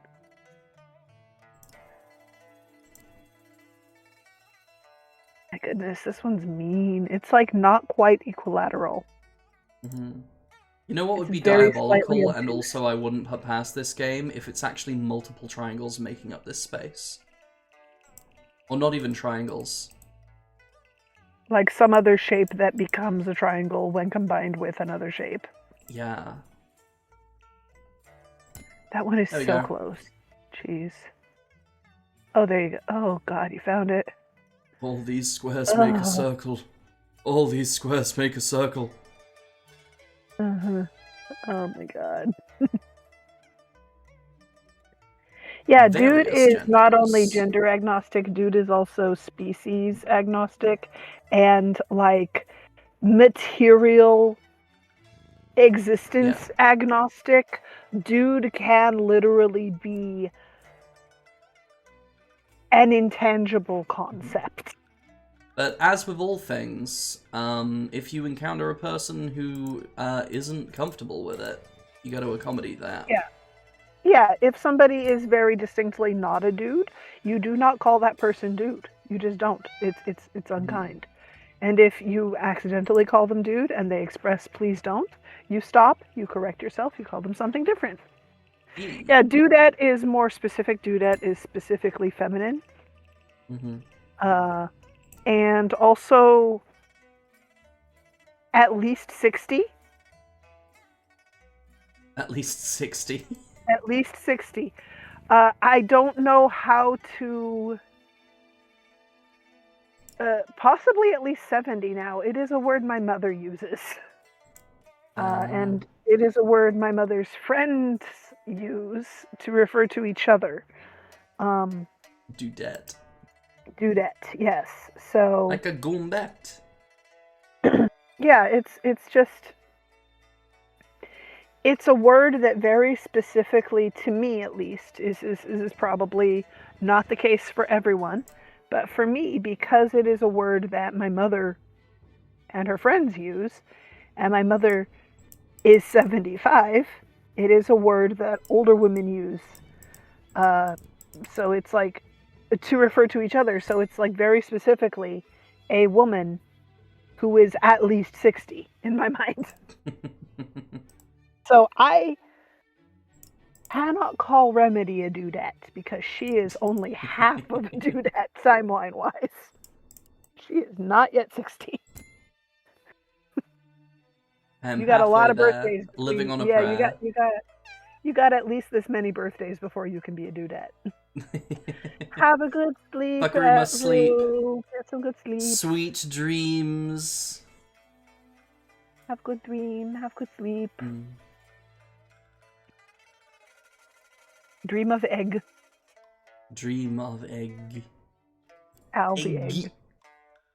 I was thinking of Alex, but yeah. Yes. Another eggy. Oh yes, always the egg.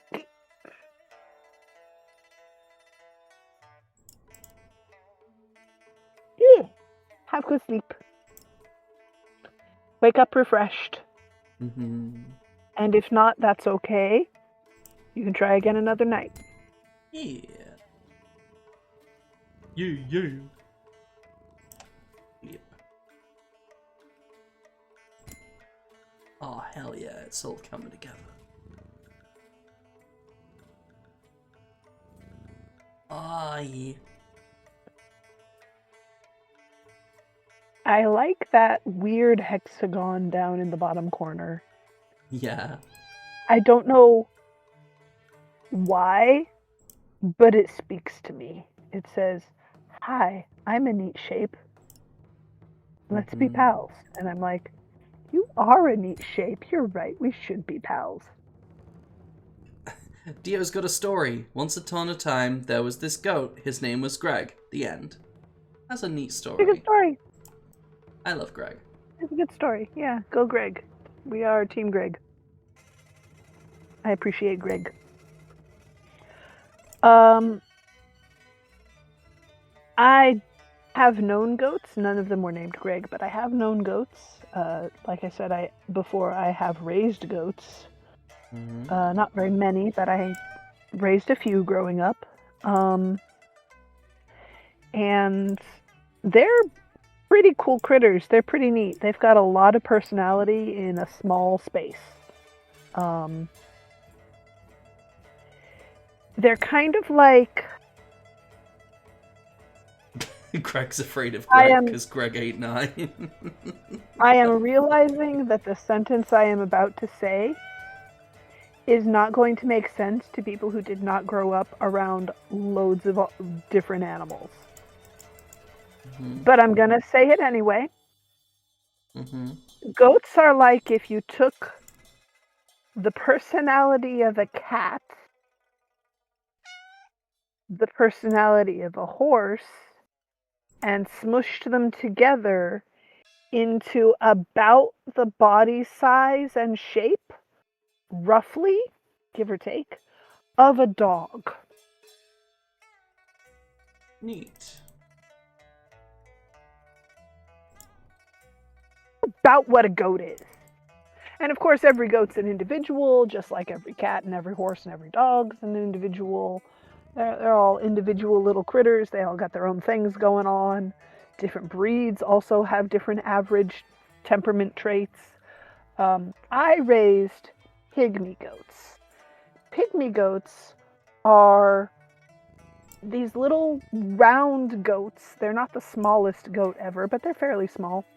And the breed standard calls for, and I quote, for males and females, a look of perpetual pregnancy. Which means that when the goat is actually pregnant, it looks like she swallowed an entire watermelon. Oh.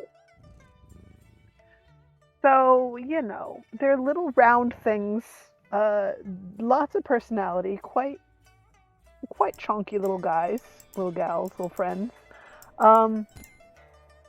They're very bouncy, very personality rich. They have a lot of attitude, a lot to say. And I had a wether. His name was Gemini. Wethers, for those who didn't grow up with livestock, a goat is called a wether when it is a male goat who has been altered. So he cannot have Altered. baby goats with a girl goat. He Ah. does not have testicles.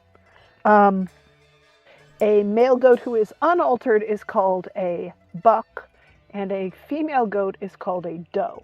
They do not typically alter does because spaying ungulates is fatal Difficult. as often as not, and incredibly expensive. That'll do it. So you just don't generally. It's very expensive when you could solve the problem with a simple procedure for the males in your herd that you don't want to have make babies. So, and then your females can just go about their business. And you can also separate the unaltered males from the females, and that also solves the problem. But yeah, so I had this wether named Gemini, and he was a sweet, sweet goat. He hung out. He liked to be around the horses and around the people, and even around our dog. We had a collie, and he liked to be around the other goats. He didn't mind the cats, but he wasn't particularly attached to them either way. But we had a collie, and she would follow the goats around, and they didn't pay her much mind, but they got kind of... they would, like, look for her when it was morning food time, and we came outside to let them out of their barn and feed them and stuff. They would look around for her, and if she wasn't with us, they'd just stick with the horses. But if she was with us, they'd, like, greet her and stuff. Nice. So us and the collie got along, which was nice. One Adorable. time, my mom's coworker came over with a bunch of kids that my mom was a social worker for many years. And so Mother, she knew my other- balls. and so she knew other social workers and other people in, like, public service programs and stuff. And this guy, when he wasn't doing work in the social worker office downtown, one of his volunteer things was working with disadvantaged youth in the city. And so he brought a bunch of the kids he volunteered with to help them out. He brought them up to the mountain one day as a field trip. He arranged this with my mother and my dad, and we were aware this was happening. We were going to have some guests. So it wasn't like a big surprise or anything. We knew that this guy was coming up with some of the kids he worked with and his dog. His dog was I have to look up the breed. I always forget which breed is which with the bulldogs, the bull terriers. It was one of the bull terriers. But it wasn't... Okay. It wasn't the Staffordshire, it was the other, like the typical bull terrier, the one with the really Roman nose. It was that kind. Like a pit bull? So no, Staffordshire bull terriers are the ones that look like pit bulls. The American pit bulls and Staffies and American Staffies all look very similar. No, this is the breed that looks like the Target mascot dog. They have an extremely Roman nose. They're just called a bull terrier, apparently. Oh. Anyway, he had one of those. His name was Mad Owl. Mad Owl was a pretty sweet dog, but he was also an unaltered male dog. He was completely intact. And he thought he was tough shit. He had never been to the country before. This was his first trip out of the city. Of course. So he had, of course, never met a goat before in his life. Within about 5 minutes of arriving at the country and getting out of the car with all the kids he was hanging out with that day and his human dad, Madal met my mother's horse, whose name was Salty, and Salty, unknowingly, just doing his thing, not knowing that there was a dog under his hoof, accidentally stepped on Madal's paw. Salty felt bad about this when he realized it had happened, because Salty was a very sweet, kind horse who did not want to step on dogs.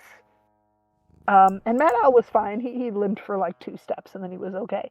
He wasn't caught under the hoof in such a way that it really hurt him because the ground was soft there. So it kind of pushed his foot down and kept him in one spot and scared him. But he was okay. So within about 5 minutes, he had that happen and cried a lot and was very distraught. And then once he was out from under Salty, Gemini spotted him.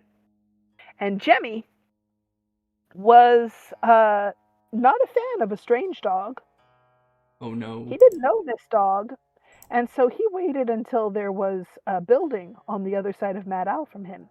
And then he came at Madal with his head, like you do when you're a goat. And he slammed Madal into the building on the other side of Madal about 5 times before I managed to grab him and get him by the collar and pull him away. Madal was fine, but he did not like the country. He was very meek and stuck close to his human the rest of the visit. And listen, the guy who came up with this dog and these kids, the kids thought it was hilarious. I was mortified because, you know, basically my pet just hurt someone else's pet. But Madal was okay. He wasn't injured. He was just scared. So there's that at least. But, oh my goodness. This guy, he turns to my mother, he looks at the goat, he looks at my mom, he says, "Damn, does he do that on command? I would take that goat to the hood."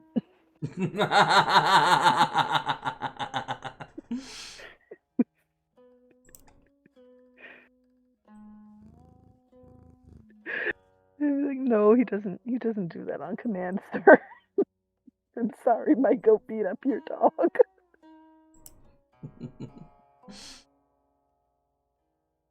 I felt so bad. It's funny looking back on it now a little bit because like I know that the dog was okay and his owner thought it was amusing and he wasn't mad or anything. But like in the moment I felt so awful for this poor dog. This was like the worst possible introduction to country living this dog could possibly have had.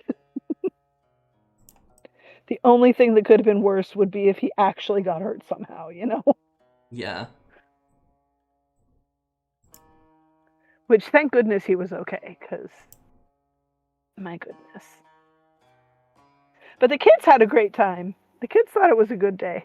They actually were, so these kids were so, I grew up mucking corrals and cleaning out stalls and stuff, right? So to me, these things were chores. These kids were excited to groom the animals and muck the corral. Because they'd never done it before. They wanted to know how farms worked, you know. We didn't have a farm, but we had 6 acres and that's farm enough. Farm enough for kids from the city. Thea reckons the dog had a lot of fun. No, he was very sad. He was the only one who did not have fun that day.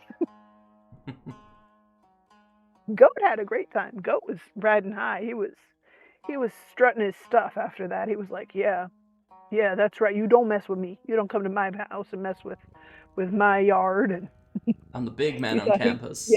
Yeah. He was feeling himself after that. Yeah, basically. But like, I didn't realize it would be a problem because my goats, our goats, my brother had one too. They had never been around strange dogs on their land before, you know, in their territory. So, and we were supervising them. We didn't think it was going to be an issue, right? But then Gemini just decided he did not like the stranger. And he was usually so gentle, I didn't expect it. And he never did something like that again either. It was a one-off. Damn. And Madel was a good dog. He wasn't mean or anything. Although he was a strange animal who happened to be a carnivore wandering around Gemini's yard. So, you Yeah. know, that's probably enough from a goat's It's perspective. understandable. Yeah, it makes sense. Looking back, I can see why that happened.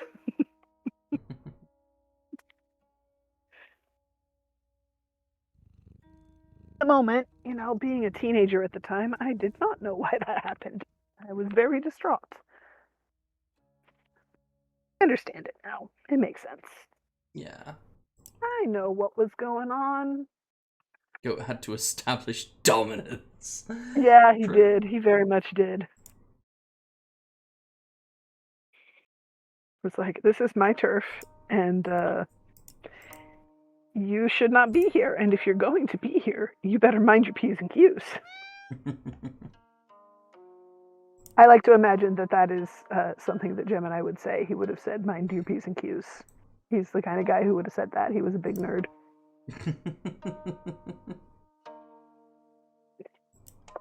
He was a good little critter, but he was a big nerd. We got him at a it was a fair, right? It was a fair, but we were there for, I think, chicken and dog purposes when I adopted him. So I had been looking to join the goat project, but I was not in it at the time when we adopted Gemini. I didn't have a goat yet. He was my first. And I was in dogs and I was in chickens. I was in poultry for 4-H. Those were my staple projects that I was in for most of the time I was in 4-H. I did dabble in some of the other projects over the years because I was in 4-H from, I have to do math now. Hold on.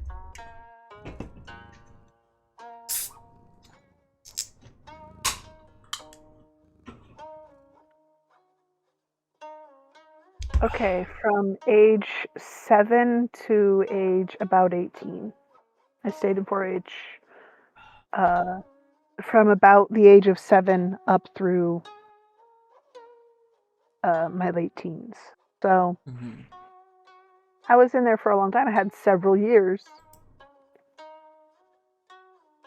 to have lots of critters and lots of different projects and experiences in 4-H, right? So I started. So what's with 4-H? 4-H is, I think, the best way to describe. Do you know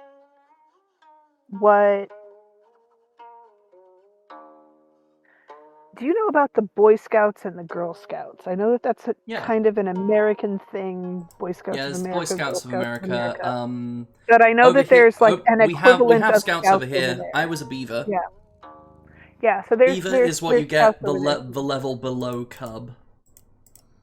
Okay, so probably like brownies here for the Girl Scouts, or I'm not sure of the ranking of the Boy Scouts because I never knew Boy Scouts personally, but yeah. So Scouts is like you learn about, you know, various survival skills and various life skills, right? But like you learn a bunch of skills. They can be business skills, they can be daily life skills, they can be survival skills, they can be craft skills. You learn a bunch of stuff in different areas. Yeah. And it's kind of a youth club, basically, that you go and you learn these skills at. And you have adults who kind of are guidance and leadership, but mostly it's the kids and the young people kind of doing the things together. 4-H is like that, but specifically for rural farm kids.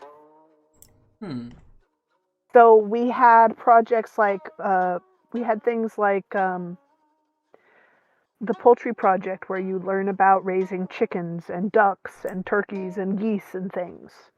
The goat project could cover anything from dairy goats to meat goats to what I was raising, pygmy goats. We had a rabbit project, rabbitry. We had forestry, which was more like the scouts would be, learning about planting trees and maintaining trails and camping and things like that. So learning about the ecology of the wilderness area and how to preserve it well and how to handle it and stuff. It was more like baby park ranger than like camping stuff mostly, but same basic idea. You know, you're learning about the forest and about the wilderness. Yeah. And then there was, so I was in forestry for a while. There was a horse project, which was like, you learn about how to care for horses. You learn facts about horses. You learn things about different kinds of horses and different things that horses do. The history of different breeds and stuff, you know, all kinds of stuff. And you learn how to look after them and how to ride them and how to groom them and all that stuff. And one of the things we learned, my mom was the horse leader for a couple of years because we didn't have one. But my mom was a horse girl, so when they wanted to have a horse project, because there was enough interest in our local club, but there wasn't anyone who could be the horse leader, my mom stepped up and was like, I'll be the horse leader. I even got a couple horses. And so we had horse meetings at my place for a while, and I had to be in the horse club because my mom was the horse leader. I had to be in the horse project for a couple of years. But so you learn all these things. You also raise animals. We had a home arts project, which was everything from like home crafts, like spinning and sewing, to baking and making soap. We made root beer one time and bread. We made soap. We made. I made a dress. The first dress I made on a sewing machine was a 4-H project. Hell yes. Stuff like that, you know, and that got me into sewing, which I learned to thread a needle and sew a buttonhole when I was like 4 or 5, but that was it. I actually learned to sew with a machine and also by hand properly because of 4-H when I was like 7, maybe 8. But all of that is 4-H, all of it. And then there's FFA, which is Future Farmers of America, which is like specifically the agricultural bits of 4-H, and only for kids who are a little older through like the end of high school. So you start in 4-H, you can start in preschool. You can be in 4-H as young as 4 or 5.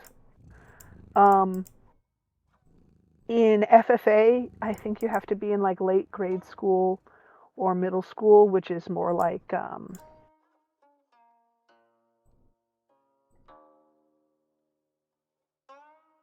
think the youngest you can be in FFA is like 4th or 5th grade maybe, which is going to be, you know what, I can look this up. I don't have to be guessing.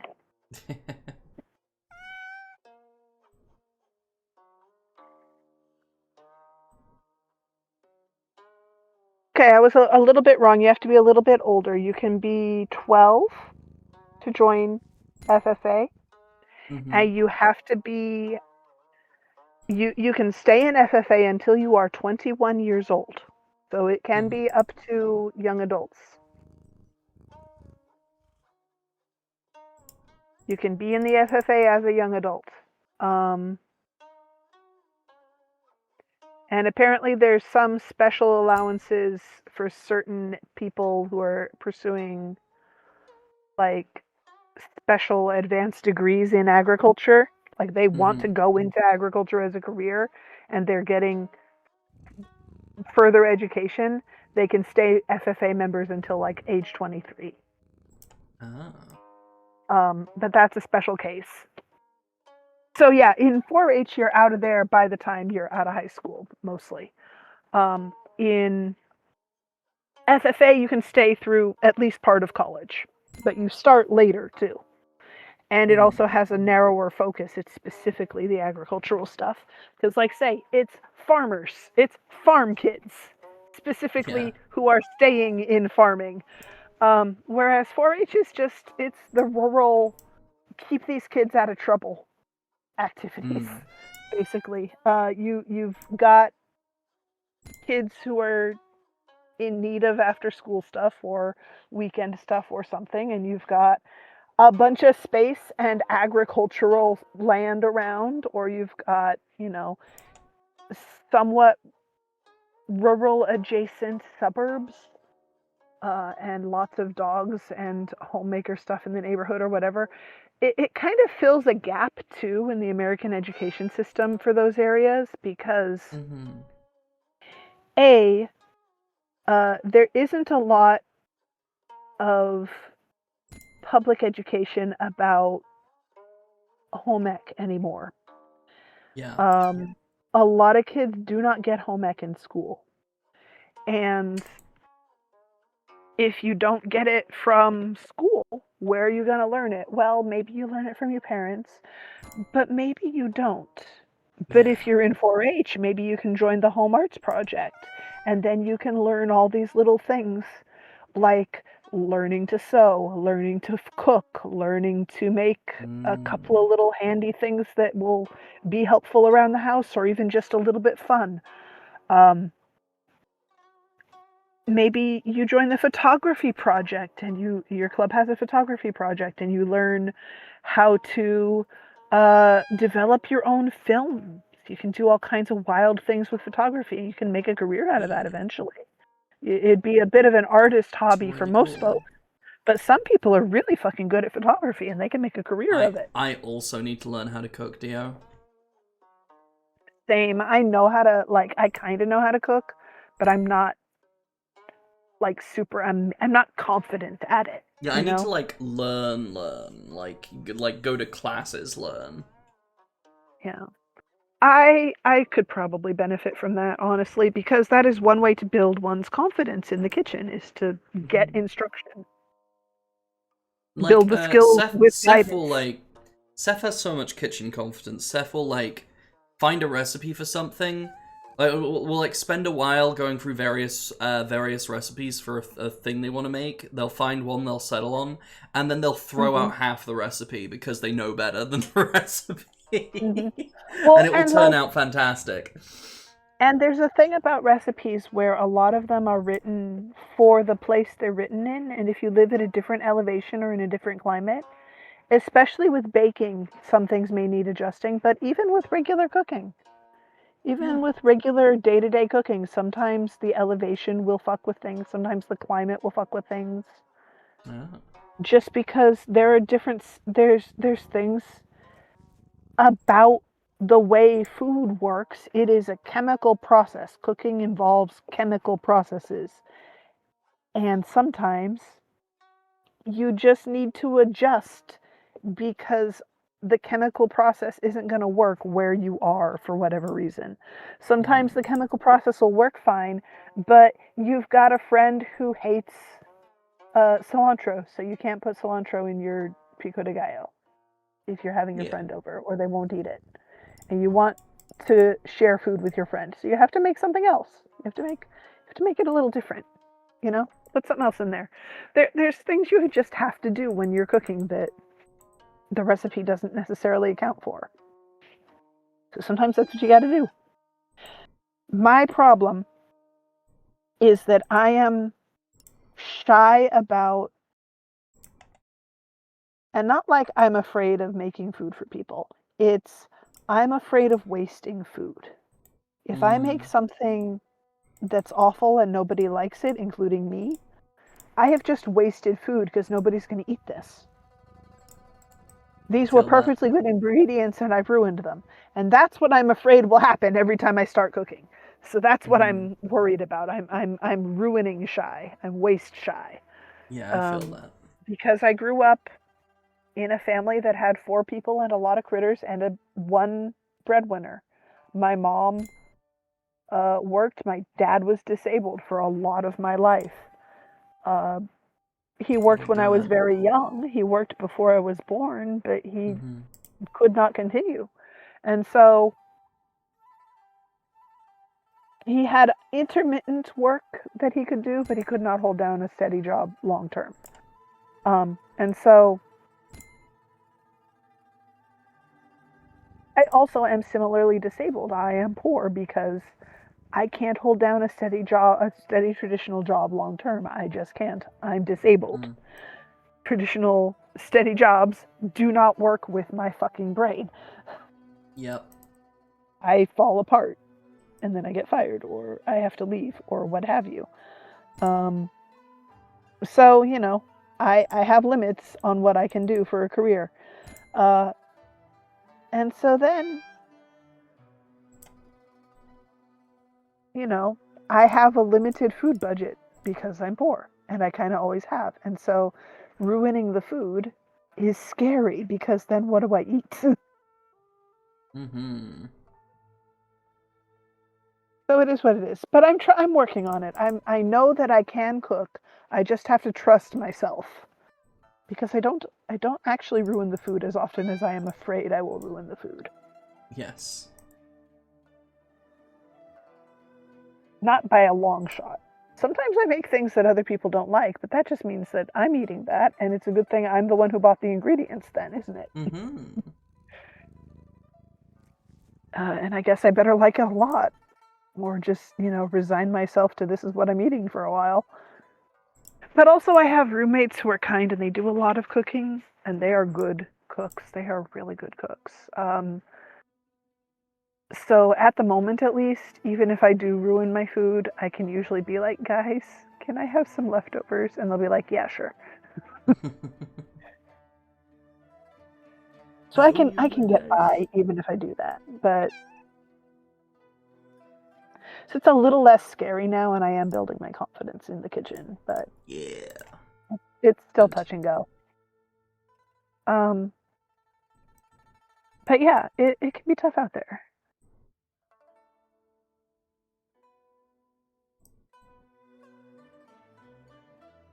But yeah, learning to cook is a very useful skill. Learning to sew, even if it's just a little bit, just learning to repair a button, put it back on the shirt properly so that it's secure and it won't pop off again over the course of the day. These are very useful skills because, like, when you lose a button, it's not usually while you're not wearing the shirt. So it is very helpful to be able to, like, just grab your sewing kit from your bag or your car or whatever and pop that button back on that shirt and go about your day. And you can even do just a quick basic repair in the moment and be like, okay, this will hold until I get home, and then I can launder the shirt and repair it properly later. Or take it to the dry cleaner and they'll fix it, whatever. Different people have different shirt needs. But I worked with kids for a while, and one of the groups of kids I worked with was a private school. I was working with middle schoolers at a private school in my area. And the kids who can go to private schools in this area tend to be kids from families with a little bit of money. This kid and like they're middle schoolers. They're gonna think they know everything about the world sometimes, even though they definitely do not yet, because nobody does. And they're gonna certainly think they know better than the grown-ups around them that they see for an hour a week. Yeah. Who are there to teach them one thing. So I was teaching these kids some crafting skills. I was teaching them some crochet here and there, some sewing, some hand sewing, a little bit of machine sewing.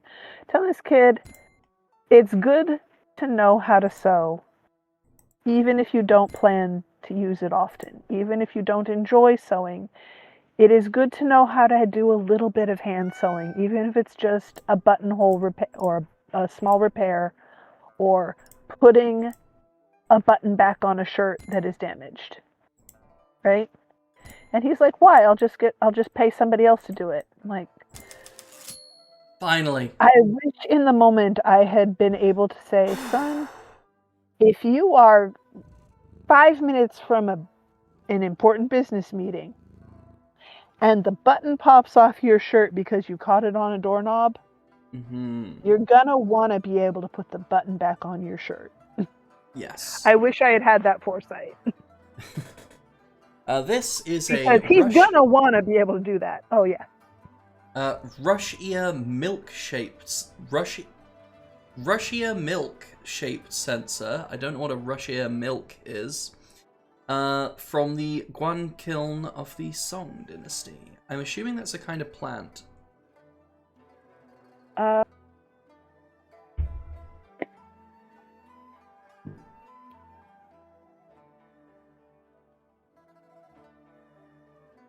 Perhaps look that up, if you would.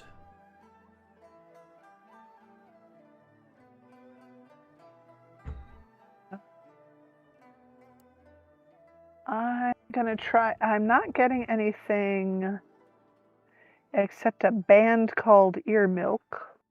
I'm surprised it wasn't Rush. I would poison myself if I tried to make that, yeah.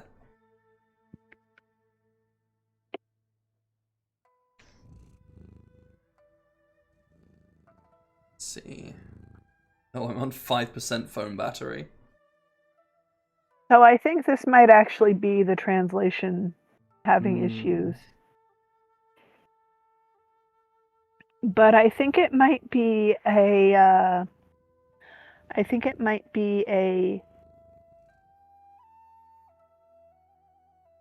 Yeah. that like I don't know what the shape of the vessel has to do with the. I think maybe it mistranslated rush ear milk. But I'm not sure what it would have been. A censer, of course, is a container for incense that you burn the incense in, and it lets the smoke out. So that I can see it doing that. I can see it being like, you put the incense in there, you light it, the smoke billows out the top. That's easy to see. As far as the shape of it, I don't know what's going on with the shape of it. I cannot. Once we've done this, I'll be ending the stream and going to bed. This is the final one of the base game that is free. I bought all the DLC as well, but... We'll have to do the DLC sometime, but for now... This is... bonkers! So many pieces. Holy moly. Oh my god, they broke that guy out right to bits. Ooh, that's a nice I am going to curve. look at the picture for this one. Okay. Yeah. She-headed Jue, ancient wine vessel, from the Guan Kiln of the Song Dynasty. Interesting. It's pretty. It's very pretty. And you know what? I like its little feet. It looks like a little guy. Yeah. Because it's got those little feet. It's got a little guy on it. Oh. I love a little guy. Little head. I enjoy a little guy. A little guy is always Finished. fun. Nice. I'm glad. Nice. Nice, nice.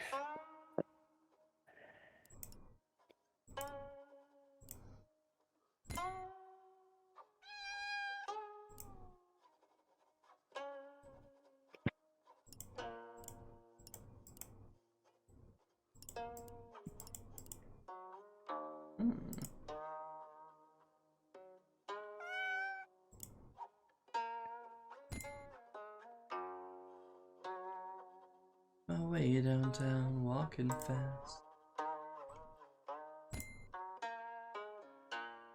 Faces past, I'm homebound.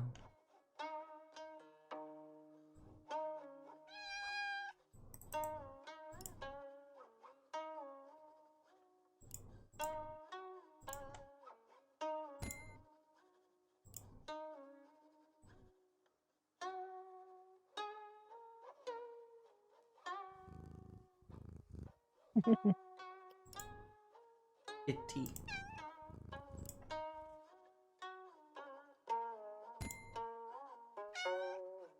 Da-na-na-na-na-na, and I need you. Da-na-na-na-na-na, and I miss you.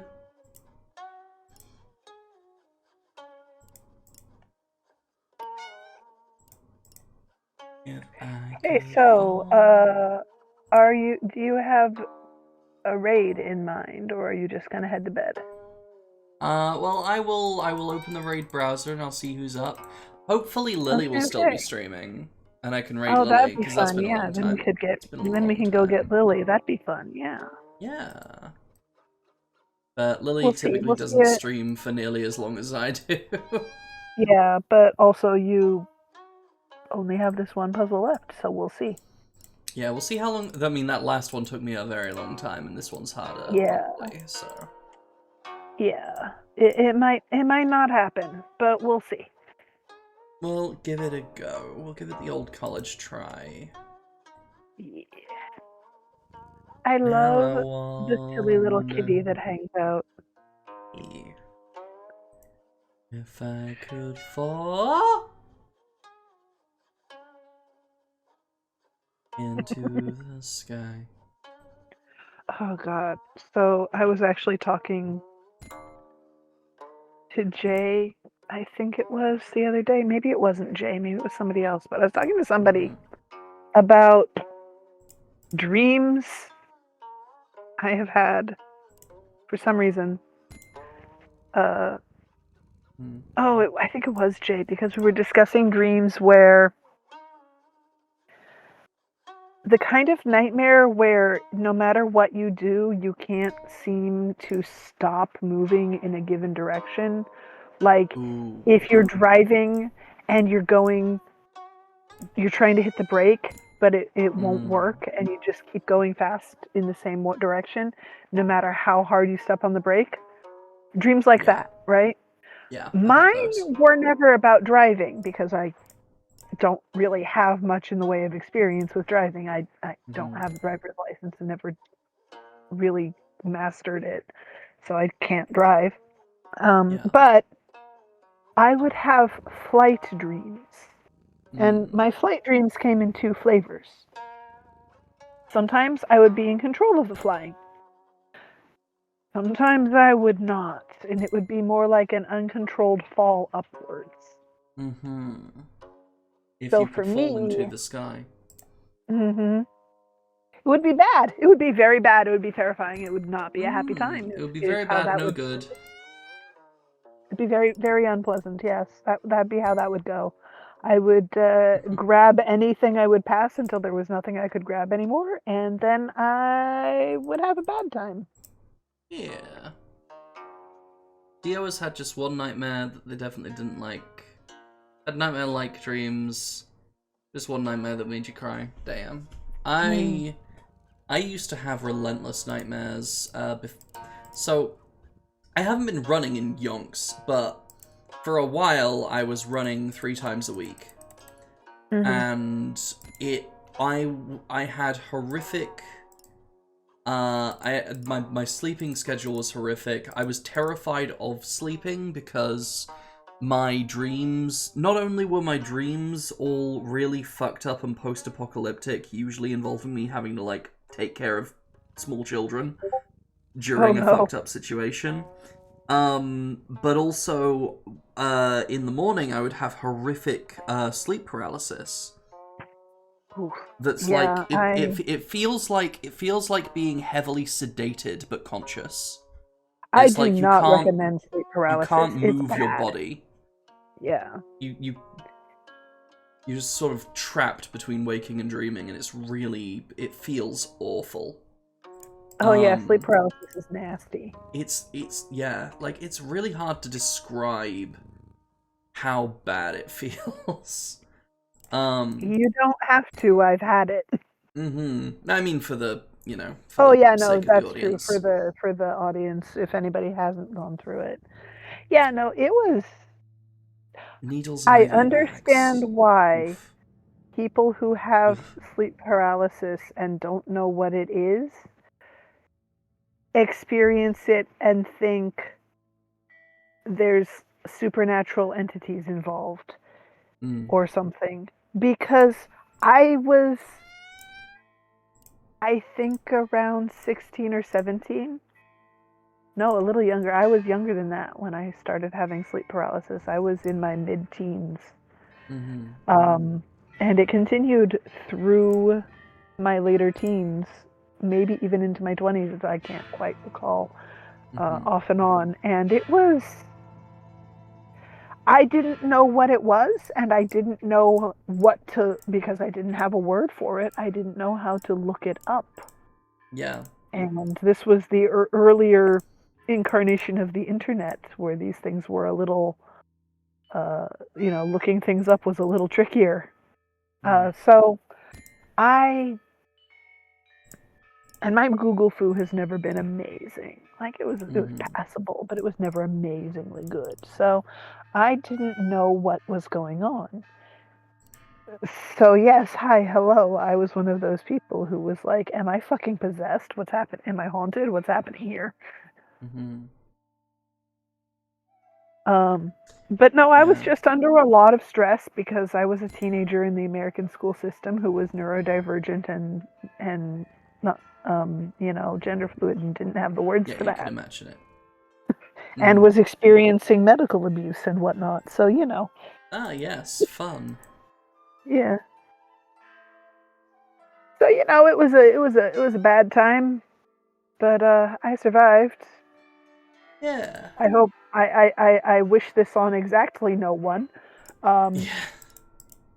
Even people I really don't like, I do not wish this experience on them because it was that bad of an experience, okay? Mm-hmm. But you get through it or you don't, and I got through it, so hooray. Hey. But yeah, for me, when I started going running 3 times a week, that hmm cured all of my sleeping problems. I ended up having to sleep on my Miraculously. side. I am now a side or front sleeper. Because if I was sleeping on my back, which I did at the time more often, that's when I would have sleep paralysis. I've always slept on my side. I figured that out approximately 7 years into having sleep paralysis. Damn. Intermittent, mind you, intermittent sleep paralysis. But I'd been having it for several years before I worked out. If I just make a habit of sleeping on my side, it doesn't happen. Maybe I should just sleep not on my back.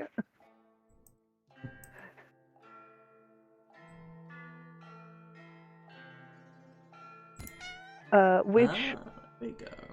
really the only reason that took as long as it did probably was because I was in a constant brain fog from medication I didn't need to be on. The medical abuse. The medical abuse, yeah, and it wasn't.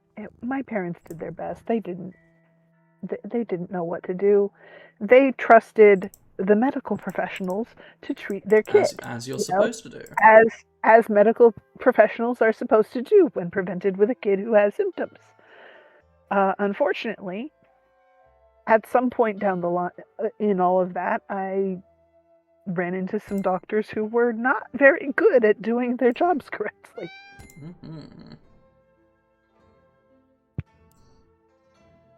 One of the doctors who I was seeing when I was a kid, before I was a teenager,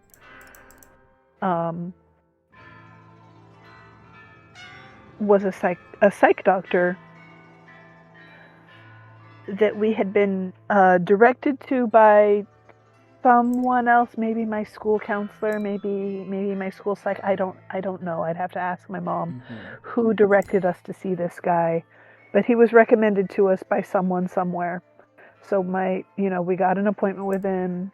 I was scheduled to see him. I saw him for a while. He was my psych doctor in like my tween years, my preteens, as we used to call them.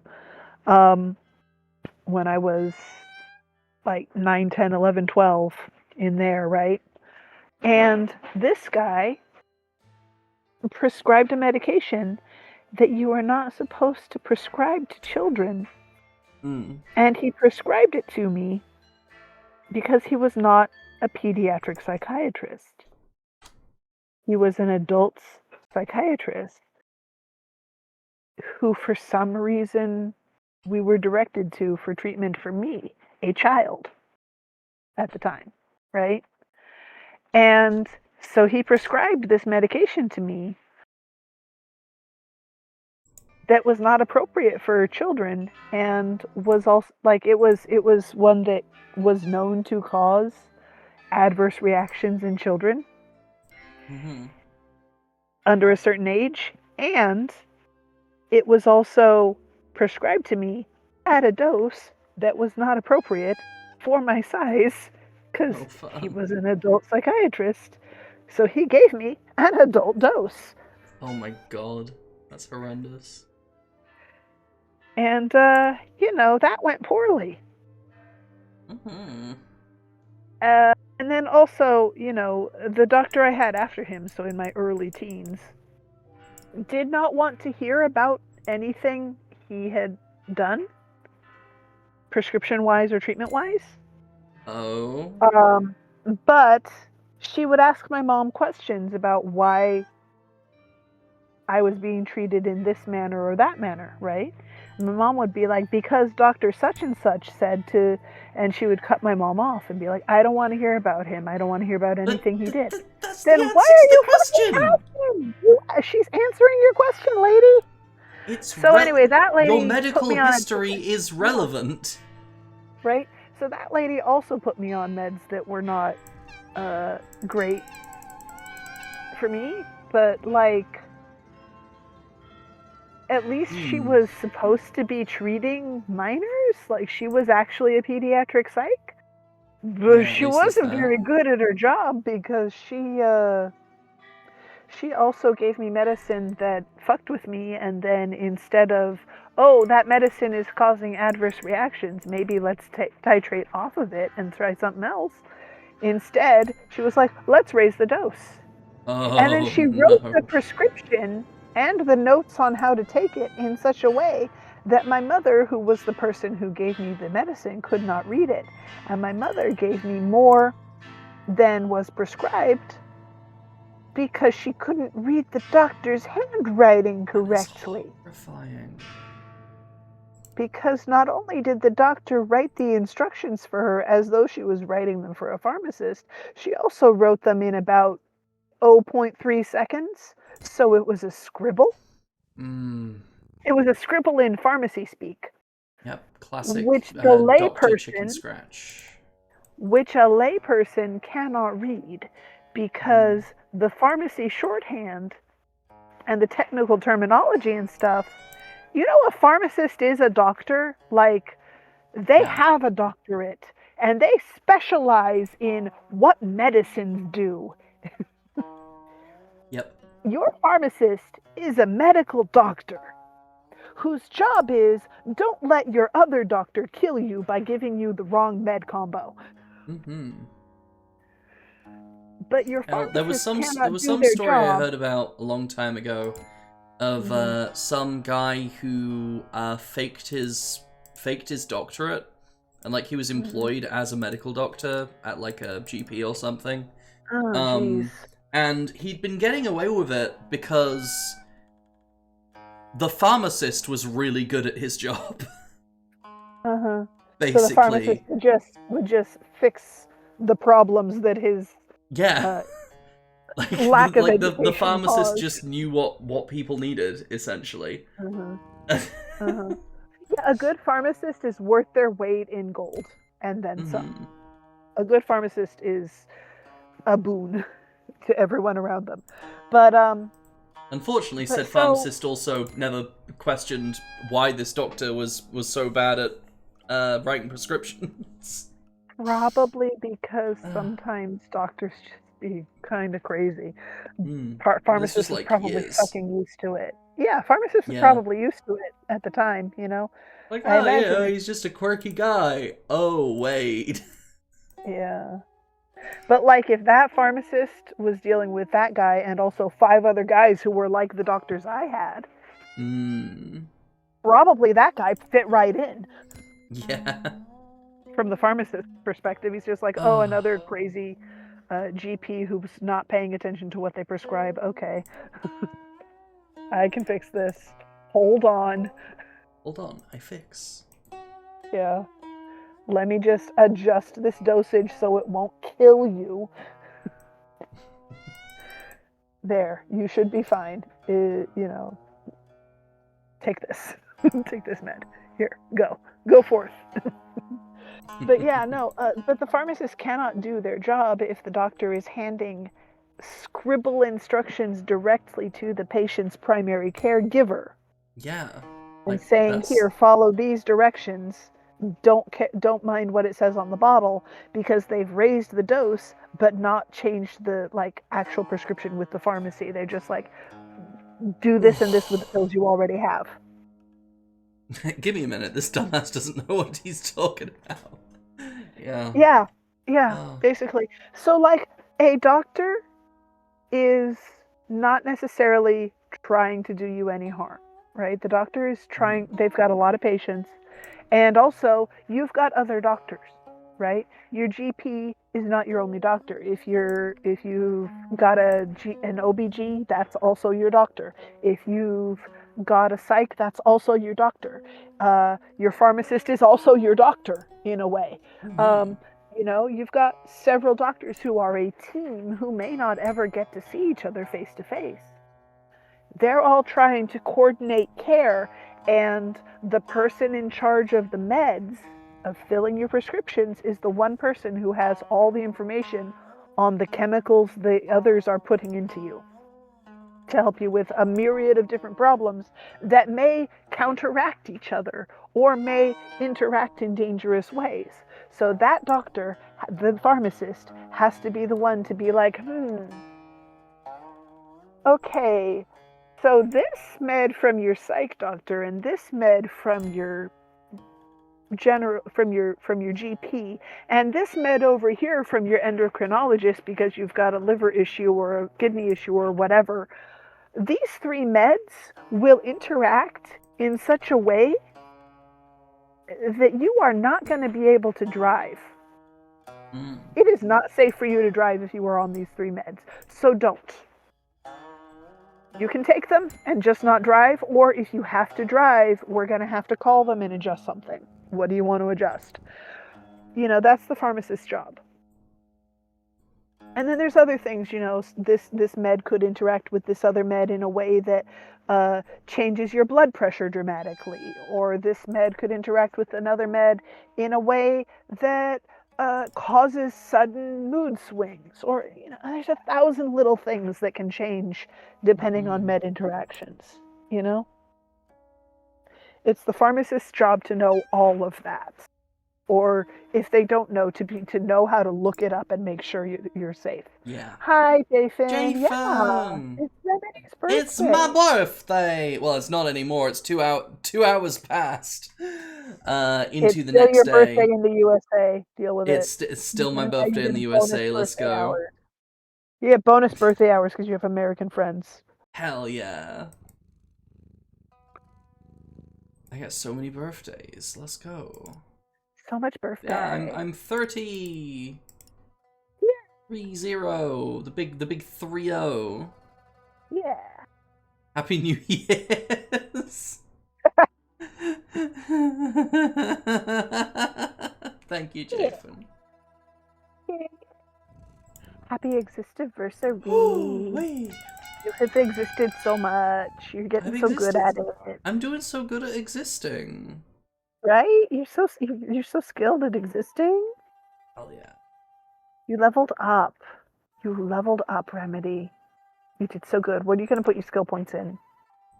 Ooh, Stompy Boots. That's what I'm putting my skill points into. Fantastic. Great choice. I need to find my yellow laces. I bought yellow.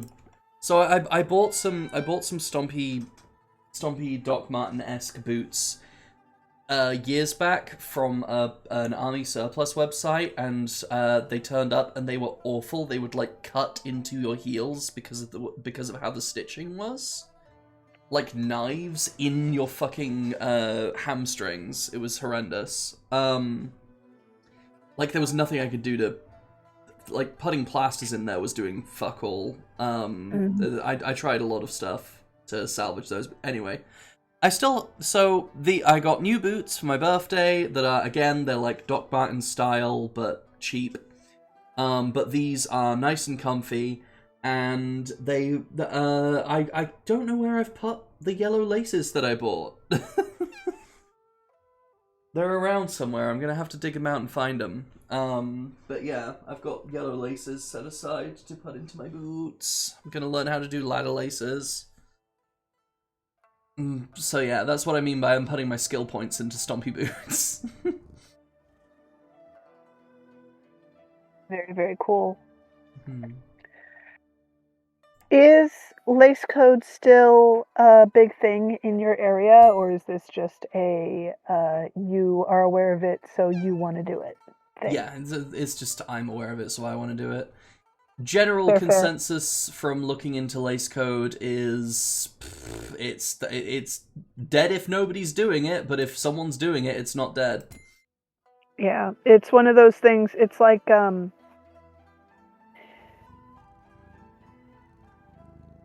You're unlikely to get jumped for Yeah. for having the wrong lace code, but like yeah, but and especially if you go to an event with a bunch of people who are aware of it and you're wearing yeah, coded laces, you might get a high five if you're wearing laces that people are approving of. You might also, if you're wearing laces that make you stand out in a bad way, you might get a talking to at least. But you are generally unlikely to get jumped if you're not going to like a fucking punk rock concert with a bunch of old punks. Also, yellow is basically always good. Yeah, and with yellow laces, unless you're trying to fit in with like violent skinheads, in which case, yeah, if I'm you're not. if you're not wearing, if you're not going to a place where everybody's laces are red, you're probably fine with yellow laces. Yeah, fucking the red and white lace brigade. Yeah, like, can we just not with those guys? Holy shit. But however, if a guy walks into your bar with docs with red laces, maybe ask the bartender if you can kick him out. Yeah. Maybe ask the bartender if that guy could be made to leave, please. Yeah. So yeah, like, some people just have red laces in their docs because, you know, they look cool. Fashion. Yeah, fashion. However... and that's where the extra step of the ladder lacing style comes into it, because it's not the standard way to lace boots. It becomes, you know, it's like... it's like signaling I have gone out of my way to style my laces this way and also use a certain color. Like, it adds steps. Yeah, you have to communicate. Yeah, you had to go out of your way to do that. Yeah. And, like, in all likelihood, looking at Remedy, people are not going to assume that Remedy is doing, like, anything terribly nefarious, but they're also not going to assume that Remedy means ill, like with the lace, like is. But yeah, so for those who don't understand what we're talking about, I've seen Remedy. Remedy could totally like be a little punk thing. Yeah. Oh yeah, I've got a battle jacket. But yeah, lace code is a thing with the laces of boots, usually Doc Martens, but you know, just any sort of combat boots or worker boots. Work boots, stompy boots in general. The style in which they're laced is to signal this is usually called ladder lacing, where your laces kind of look like a step ladder, or like like a ladder. And the colors indicate different things. Yellow signify is, and allegiances, also like things. it changes from area to area a little bit, but there's a lot of like overarching stuff that's usually the same everywhere you go. Yeah. Yellow It did get laces kind of are like codified, yeah. anti-racist, anti-fascist sort of stuff. Mhm. White laces usually are a symbol of like white supremacy, essentially. And then red laces, the reason why white and red are together is red laces is to signal that you have shed blood in the cause for white supremacy. So that's why we're talking about red and white laces being bad. Yeah. Yeah, there's a whole thing with the lace code. Mm-hmm. It's complex, but it's also just color coding. Yeah. So like there is also we have talked about hanky code before. Hanky code is a whole other Yes. thing. But it operates on some but similar principles. with similar basic idea, different set of color coding and different different reason genre for the of color. things you're communicating. Different group of things to be communicated. Yes. Yeah.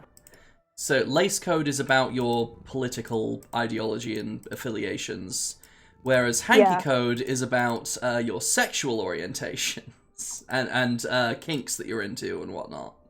Although it can sometimes branch into the political affiliation area.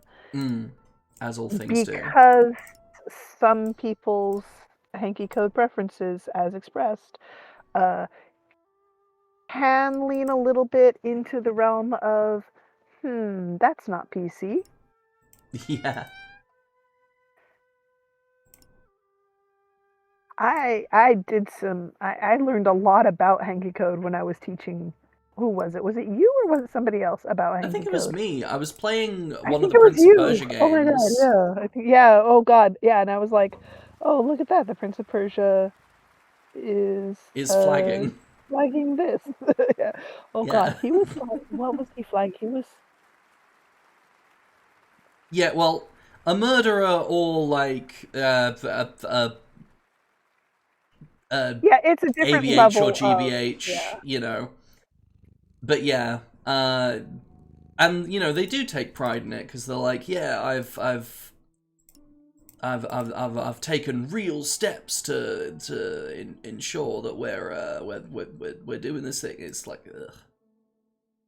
I'm gonna go remind myself what his deal was that I was giving him such a hard time for.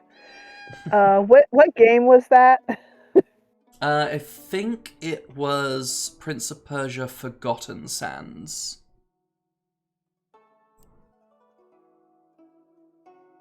I'm gonna look that up and see if the guy looks familiar. He does look kind of familiar, so this looks like the right outfit. Let's see. Oh, okay.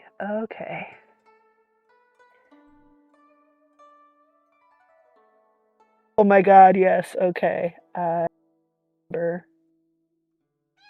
remember why I was giving him such a hard time. Yeah? Yeah. He was flagging red right. Right, and what did that mean? Can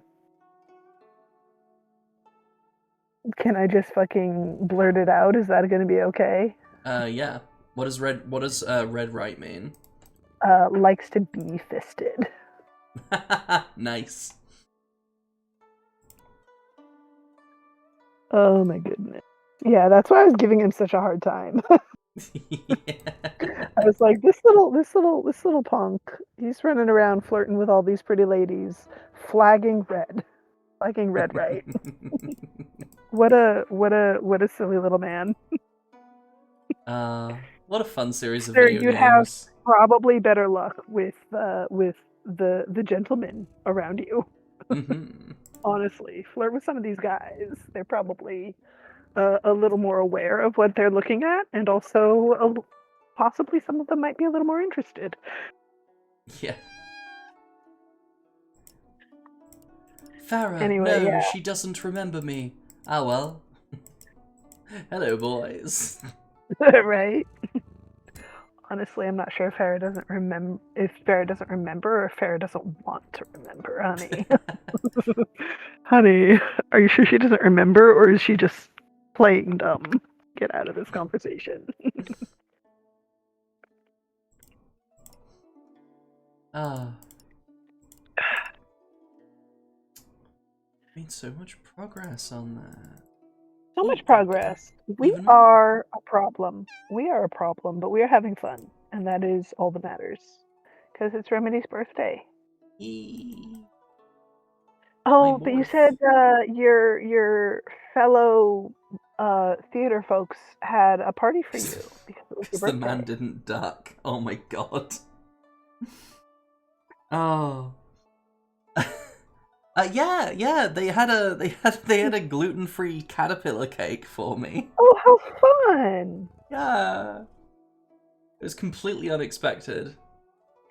Oh, that's sweet. That's so And nice. also, funnily enough, I'm having like a little birthday party with the family on Saturday because it's it's the only day I'm actually fucking free in the evening.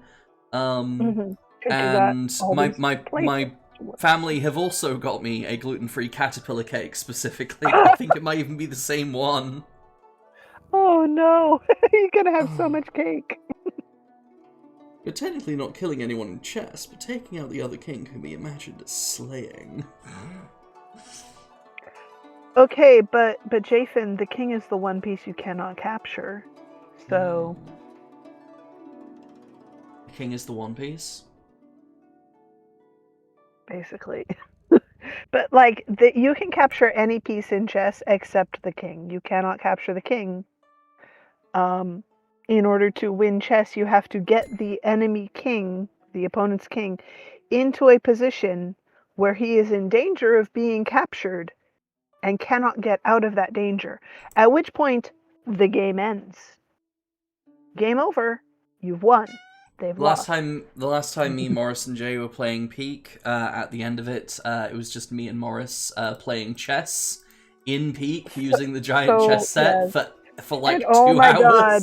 Yeah, playing chess on the Peak chessboard is very difficult. It's just It was a very lot of fun awkward. though. It's not any more difficult on a technical level than playing chess normally. It's just you've got to like It's just a you've got to pain keep in so the ass. you've got to keep so much information in your head because you can't look at the board very easily. Yeah. It's very a challenge. And you have to fucking wobble around your chess pieces very carefully lest you knock them out of position while you're moving your other pieces because you have no range. You can grab things from a little ways away, but you cannot set them down nicely. And it's a whole ordeal. It's a lot of fun because it's silly, but it is very much an ordeal.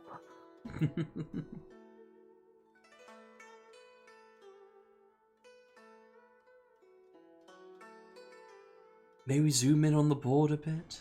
What, on this? Jafin, you sound like my former students. They'd be like, I killed his knight! I killed his knight! I'd be like, you captured his knight! Good job, buddy! They got locked in the dungeon and killed brutally! No, With red hot they got poker. locked in the dungeon and given juice boxes because otherwise your parents will sue us. Good answer.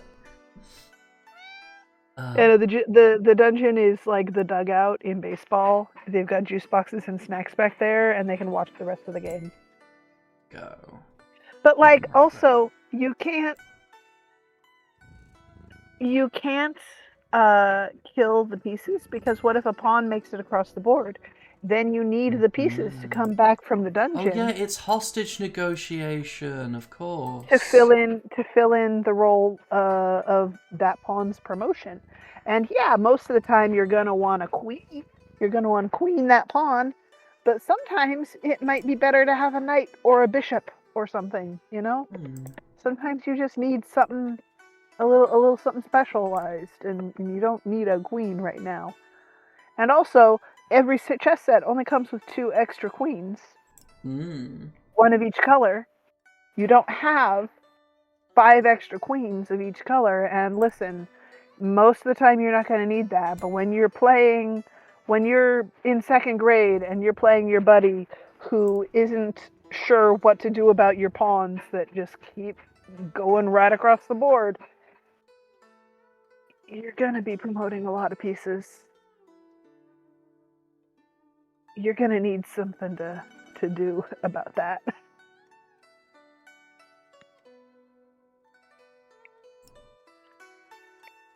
I have seen some chess The games go Necronomicon. very sideways. Well, Especially Team at tournaments. Fortress 2.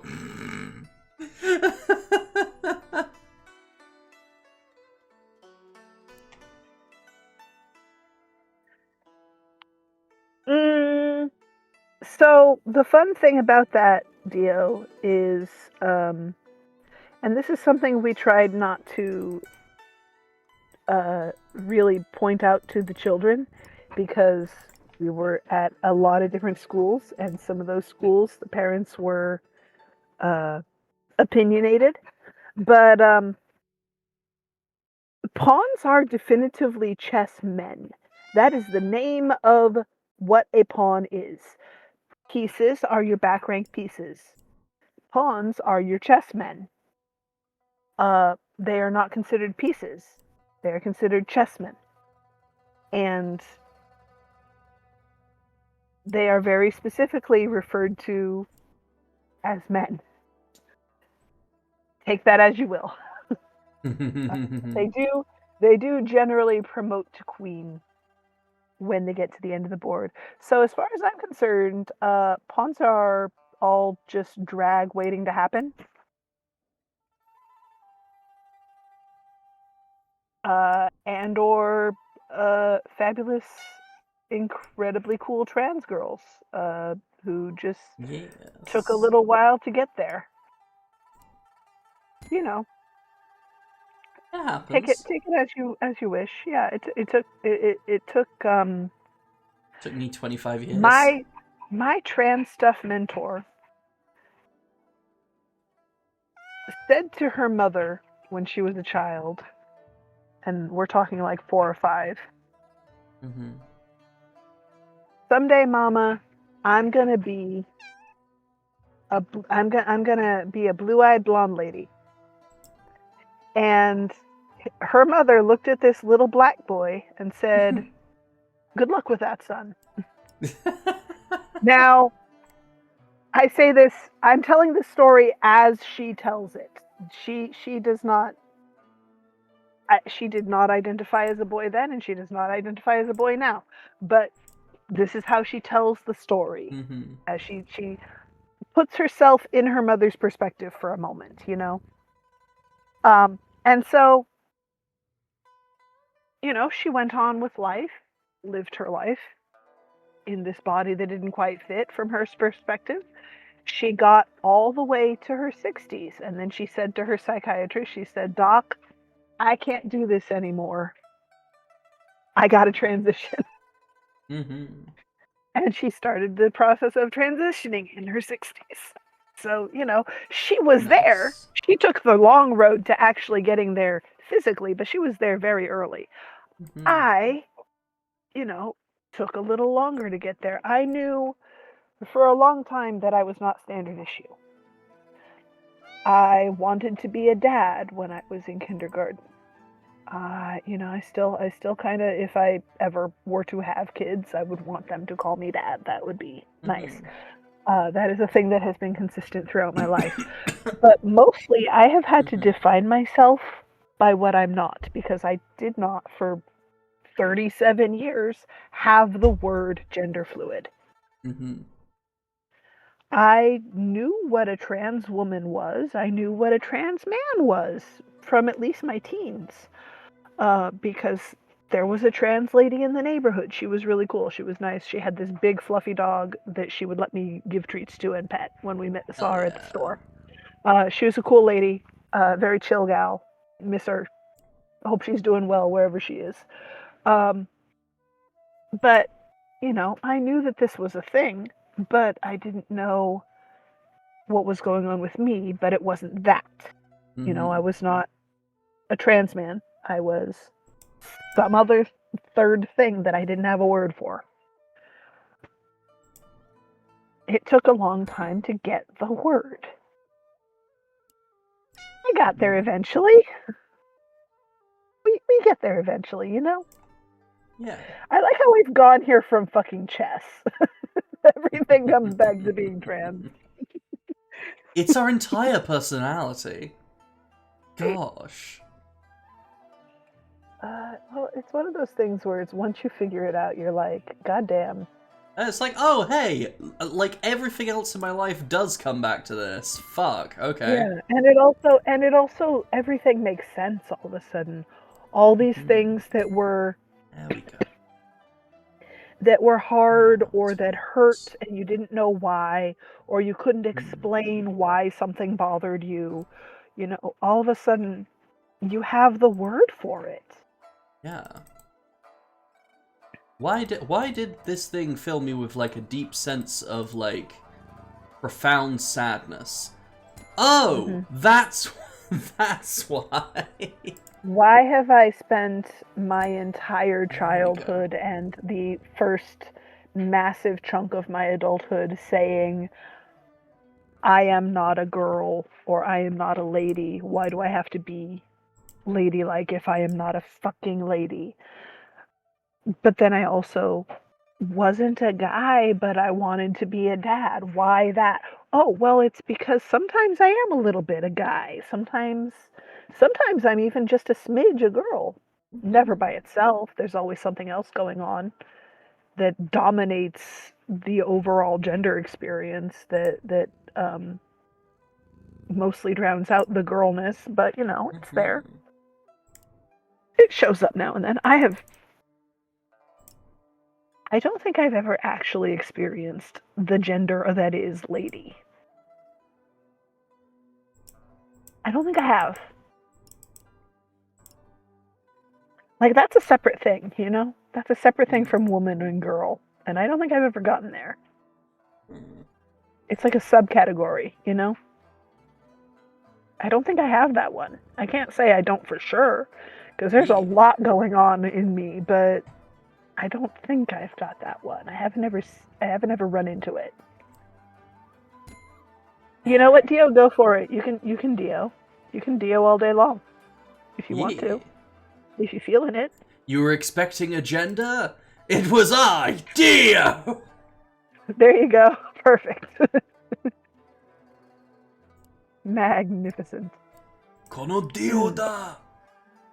You're getting closer and closer to done, and Lily is still going through Still streaming Hollow for Knight, now. it looks like. Yeah. At the moment. We don't know if it'll last until we get to the end of this pot, but if Lily's still going, maybe we can. Still going. That's who I'm gonna be raiding. Yeah. That's who I'm gonna be raiding. Wait, no. Nice to see you, buddy. Oh, that's for when we're doing the Metal Gear games. Yes. That's specifically Metal Gear nonsense. Metal Gear is so much fun. It is so silly. I never really got into it myself, but you are the second friend I have made who is like super into Metal Gear stuff. A friend of mine from college is also like a big Metal Gear fan, and I went and told her that I had another friend now who was also into Metal Gear, and that I was learning so much about it, and I understood where she was coming from now. I had learned a lot about it from this other friend, which is you, and I now fully appreciate, or maybe not fully because I haven't played them myself and I'm unlikely to, but I really appreciate a lot of the nonsense that is the Metal Gear stuff now. And she was so happy. She was like, "I know, right?" I was like, "Yeah, I know. I'm sorry I didn't get into it and bond with you over it more earlier, but I understand now." This is so funny. That's the friend who has cosplayed as one of the snakes before. Ah, wonderful. I should ask her if she still has pictures.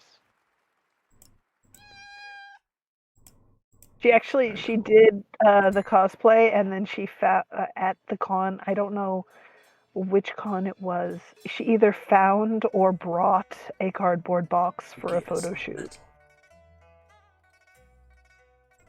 Hell yeah. Because you just- gotta have a box. I was standing in front of the box and I felt an overwhelming urge to be inside of it. And once in, I felt a profound sense of inner peace. I'm safe Yeah. in the box. You should come into the box. That is Really a like genuine box. conversation from Metal Gear Solid 3. That man is just so incredibly autistic.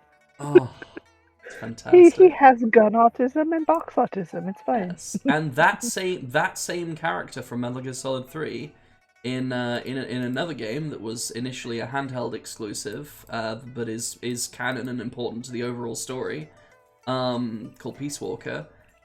He can have sex with a man inside of the box. Good for him. Yeah. Now here's an important question. Is the man he can have relations with inside the box, is that the other gun autist Catboy? No. It is a character he meets either in that game or in the one just before it called Portable Ops. He might meet him in Portable Ops. But he's called Honestly, Katsuhiro Miller, or Kaz for short. honestly, probably for the best. Catboy Snake- is... How did Snake get in the Metal Gears? They're supposed to be solid. I didn't even see the snake at first. He could have been invisible. Oh my goodness. But yeah, it's probably for the best because Catboy is... he got issues. He's got issues, and he's gonna make He got it the entire issues. world's problem. Yeah, he got problems. He's a little stalkery, honestly. Mhm. If I'm honest, like I make fun, I poke fun a lot, but he's a little stalkery. He really is. He gets really into our gun autism box man, and he does not seem to understand that box man is not interested back. Yeah, he also gets really into torture. And, I mean, look who he hangs out with. yeah, but like Look who he hangs out with. he gets, That was inevitable. yeah. That was just gonna happen based on his friend group, honestly. What a thrill. Because he hangs out with the turbo sadist electric man and his turbo masochist twink. Yeah, So, like, that was going to happen. yeah. And the guy he has a crush on was being tortured in front of him, and he was like, huh, this isn't so bad. Yeah. That was, like, just gonna be a thing. And therefore, I think maybe it's for the best that he did not have the opportunity to sully the sanctity of the box. Yes. Oh, fuck yeah. Here we go. Now we're cooking with gas.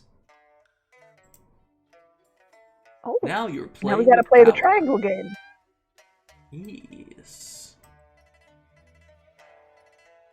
You should be made of triangles.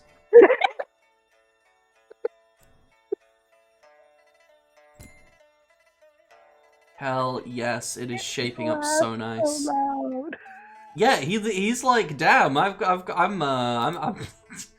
damn, my snake is getting solid. Damn. Basically what happens. Also, I believe Metal Gear Solid 2, which was on the PS2, was the first mention of the word bisexual in a video game. Thanks, Kojima. Yeah, based. It's a missable codec call, much like the box conversation. You should get into the box. I love. Where they're talking about a character who is basically a vampire. Like he's leaning fully into the vampire thing. He's not really a vampire in like the usual sense. It's like nanomachines and gene therapy and whatnot. Anyway, But he's decided to lean in. yeah, he's like, yeah, you know, I'm a vampire. Yeah. Anyway, and he goes by the name Blah, blah, Vamp. blah. And you're having a discussion with Snake as Raiden about the character Vamp. And you're like, you know, you make some snide comment about his name being silly. It's like, yeah, we get it, you're a vampire. And Snake's like, no, he's not called Vamp because of vampires. It's because he's bisexual. Which, like, fair. Yeah. Fair. Because, yeah, that would be the kind of nickname that you would get if you were like a super fabulous bi queen. Like he got that at the club he works at doing drag. Yeah.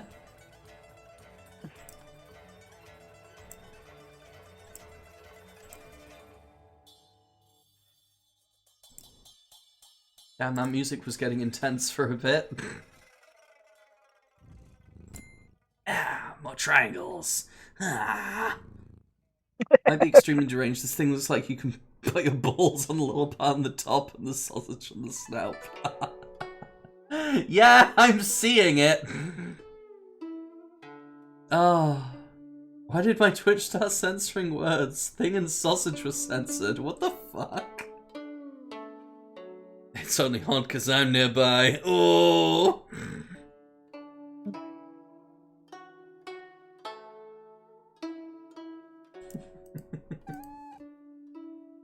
Huh. Why would it do that, Jafin? Because it's not doing that for me. Interesting. It just doesn't agree with your way of life. It knows what we are.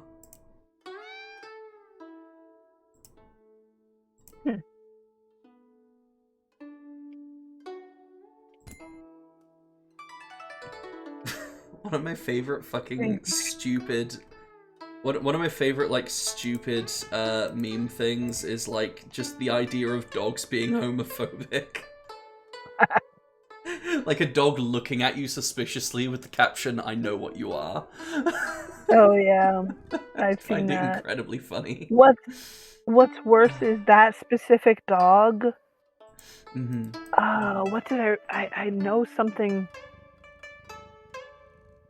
I remember something about that dog. Like, either belonging to a gay couple or like. God, I hope so. There's gay folks in the family of the people who own the dog, who are like really good friends with the dog or something. I don't remember, but no, my dog isn't homophobic. He has gay friends.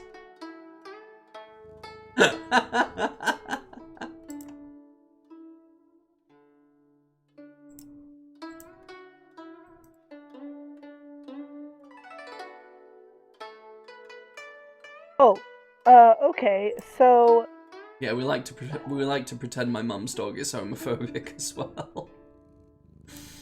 Oh. So the dog in question is named Whitney Houston, first Oh of all. my god, what a fucking wonderful name! Yeah. Whitney Houston.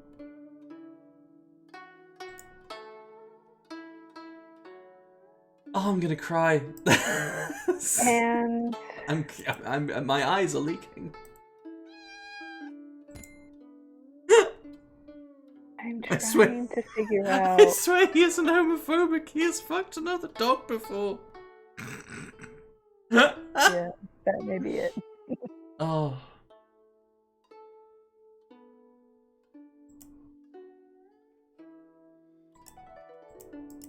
Turn the frickin' dogs gay. Do you understand that?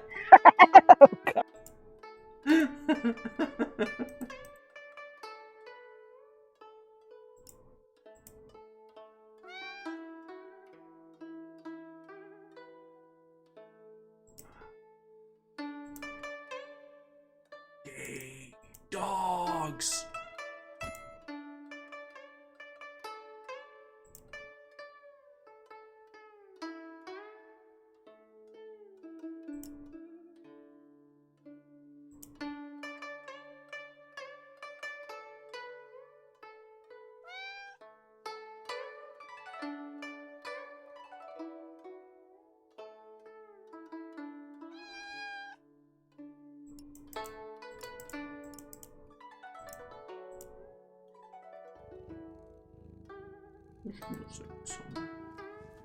Aha!